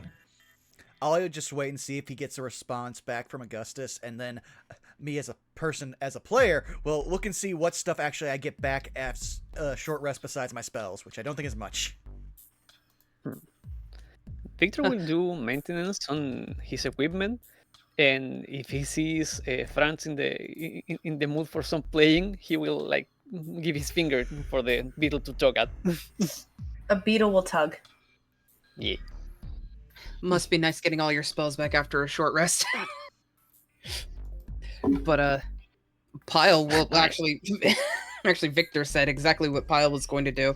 She was gonna make it a point to go over everybody's gear and do some repairs to it, some sharpenings, some whatnots to it, while just basically resting. And this is when I ask above game. We are about at the 3-hour mark for the stream. We could, in theory, go a little longer, or we can wait and hit the maze next session. I still would like to roleplay out you showing the maze to Talia, but if we're going to end before the maze, we would end there, or we can dive a little bit into the maze. Mm-hmm. I say it's up to everybody else. I'm fine either way. I'm fine either way, but I do think like it's a good point to close it up. Like I would prefer next week for reasons. Yep. Okie dokie. Yep. So then we will say that your hour comes to, a wrap up, unless you take 2 hours, but typically it's short rest is an hour. Yep. And at this point, once you have had your munchies and you're all hydrated and you're all rested up, and you got your game face on, Soup will return one more time. I am rolling 2 hit dice. I forgot that. Yes, do that. Did the second one proc? I love that like 2 of us who didn't need that got the max healing. Hey, I'm a rogue. I could use anything. The funniest part, I'm still a couple points away from my max. But yeah, I'm stopping there. But Soup will return, and we'll just roll out. Talia will be out shortly. Feel free to leave your dishes. I will take care of them myself. Thank you for your patronage. I feel like Penn is pocketing as much jerky as he can pull off the plate and fit into his pocket without making a mess. Soup will notice you and roll over and hand you a pouch. Please do not get your robes dirty with jerky. Put in pouch. Why, thank you, Soup. You are, honestly, you are too good to us, he will say, and he is going to reach down, nod to their head, to their shoulder, and give them the pats. I imagine Ollie does it like very robotically, like the past. Yeah, basically. Complete. You get a feeling if you explain the phrase "touch starve" to him, he would have an epiphany. I would like you to add one additional ration to your inventory. I shall. And at this point, Talia does reemerge, still dressed not so much as the shall we say, bartender sort of very is-it-y look, but instead in a far more shadowy and with a smidgen of edgelord to it, more of a, shall we say, appropriate appearance. Going out attire. You could call it that. Shall we head out? I'm good. Sure. Pyle kind of rises to her feet. Just do your best, y'all, to not get too banged up, because I can't really help you at the moment.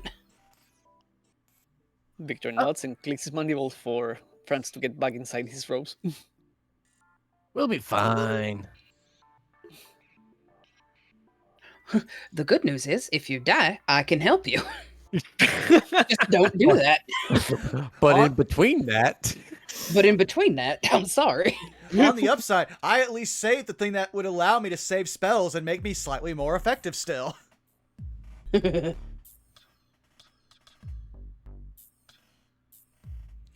yeah, we will head outside to the alley. You head out the front door, actually, finding yourselves in a predominantly empty street at this time of day. And sure enough, you lead Talia over to the stone and the different mushrooms that were over there, and she kind of pauses and stares at it, kind of taking it in. So the way it works is, you push the one mushroom, get in the circle, and boom. Is that simple? Yeah. Now, different colored mushrooms are different locations. Excuse me. I'm trying. Did I write down the color pattern? Hang on. Well, they only have the one for when you're at the actual location. It's down there, which will show the different ones, I believe. Oh, but above game, he's trying to relay that to her because I don't think she's coming with us. Here we go. We push this mushroom, and you head back down to the maze. And there are 4 different ones there. There's a green one that takes you to the Simic, the purple one that takes you to Boros, the light blue that takes you here, and then there's the deep blue that takes you to some random alleyway. As he's going to give a little wink to her. That explains a lot. It's very simple. Understand why it is very hidden. Also, how often do you press mushrooms? Golgari ones? Never. You would be surprised. Victor does shrooms confirmed. I mean, at that point, like, Ollie would just look to both of you. Yes to both. All right, well, it's been lovely. And now to go find a Watcher of the Maze, Ollie will say as he presses the mushroom and teleports.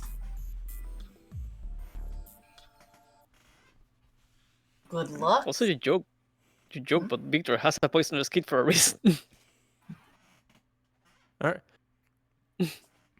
And before we end the stream, I'm going to describe for you what you do see as you re-enter the maze. Oh boy. Ooh. The 4 of you head down with good luck, don't die. It's funny. You return. But there are 5 mushrooms now. Oh. Embedded into the walls of the maze. Not 4. And unlike as you previously left it. Instead of being standing upright, just placed on the ground like Victor had put it. It is now growing into, as if it is a part of, the maze wall. With the realization that previous actions have permanent consequences, that is where we will end tonight's session. Oh no! Ooh. Uh-oh. I'm sure it's Heck fine. yeah. Undertaker music starts playing. You done it now. You gone and made a big mistake. Oh, but that was great. Oh, I can't wait for next week. We actually won't be here next week. Oh, true. Unfortunately, I will be out of town. But in 2 weeks, November 3rd, as long as there are no other things that I'm unaware of, we will be back then. Yay! Yeah. Yeah. Yeah. Oh, but this has been great. I have thoroughly enjoyed this. Just be like, huh. Well, I finally have a foot up on all of the people in my guild. I am still the bottom rung of the ladder. We'll find a way to change this, if we live. And you're back in the sewer. Everything's coming up, Oleander. How dare you Millhouse me? I mean, like, only using the life of that one retail employee that just realized they cannot afford to fire him. I have been that employee to the point where they literally had to fire me. They literally found the one thing that they could blame on me to fire me and did. And I was like, really, huh? $13 an hour is your breaking point. Okay, I'm out of here. But that being said, I know some of us need to start quieting down for the evening. So how about we start around the horn? Manda, where can people find you? Oh, goodness. Where can't you find me? I am over on twitch.tv/Mandaloo. You can find me on the Hell site and the Blue Sky site at Mandaloo Panda. Fuck. Where am I all week this week? Hold on. I need to find my calendar. Fucking, no, every Saturday, you can usually find me over at Trash King Arisen for our Straight Out of Capella game run by Sour Slimes, but I believe our game is canceled that day for tomorrow due to IRL circumstances. Every other Sunday, you can find me over at Nero Napier's channel for The Nightmares We Undo. Monday, you can find me guest starring over on Jake's channel for his Horde of the Dragon Queen. And every other Wednesday, you can find me again at Trash King Arisen for our My Hero Academia campaign, Bearers of the Torch. Citric, go. Why me? Nah. Well, you can find me pretty much anywhere at Cedar King, and that involves Blue Sky, Twitter, Instagram, Tumblr, Newgrounds. I think those are whatever. And besides that, here playing Victor whenever we do have a Strictly Professional. See, that's pretty much me. So, Zago. yes, you can find me at Twitch, Twitter, Blue Sky, all at Zako Duo.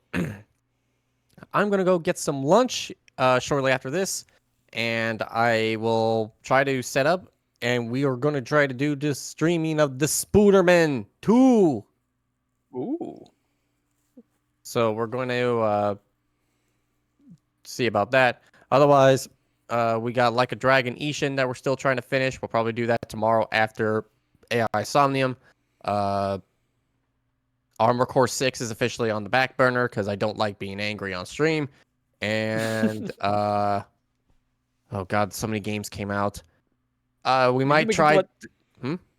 Did you make it to Baltius? Yes, Balteus was the last boss I beat before I paused the game. So many games came out. Detective Pikachu 2 came out last week. Super Mario Brothers Wonder. And in 4 more days, in 4 more days, the Metal Gear Master Collection comes out. And, oh boy, that one's going to be high priority. But yeah, that's it from me. I shall now pass the spanner back to Saris. Hello. Thank you for listening in. Thank you for playing with me. You can find me over at Twitter, Blue Sky, Tumblr at TXDXL, or Instagram and Ko-Fi at TixDixel. I do the arts. I do the arts. Sometimes I exist on social media, and sometimes you can find me here, DMing on this lovely channel. Which channel is it? I don't know. Ask Burnout Vaughn. Well, yes, you've already found me here at twitch.tv/BurnoutVaughn. You can find me on YouTube, Twitter, Blue Sky, and Patreon at Burnout Vaughn, where, as we've already talked about, we mentioned most of the stuff we're going to do, except for Monday. Hopefully, me and Zymosite will be returning for our Wizard Sips plays, where in character of our two Strixhaven brother and sister characters, we played through the Resident Evil games. Or possibly other horror, we don't know. We're still trying to get through Resident Evil to make. But hopefully this coming Monday, we start on the Claire B run, which will be our last run of the game. Because we tried all the side content, it's too hard for me, and I am a baby bitch. But aside from that, we also have, coming up next week, Saved by the Spell, where again, we are fighting a giant octopus. And, yeah, it's gonna be a thing. And the worst part is, we might not actually fight the octopus, because we heard something else. There might be another dragon involved. How have we fought 2 dragons before we are 7th level? I don't know. But welcome, and join us in our existential dread as we try to survive to make it to our first field trip. That being said, we're not gonna raid anyone tonight, because Zako literally says he's about to go start up a stream after he gets some food for, Spider-Man 2. So if you want a place to go check out, please go check out Zako and watch him play through a very fun game. That being said, it's time for us to get out of here. We love you. Goodbye. Bye. If you don't support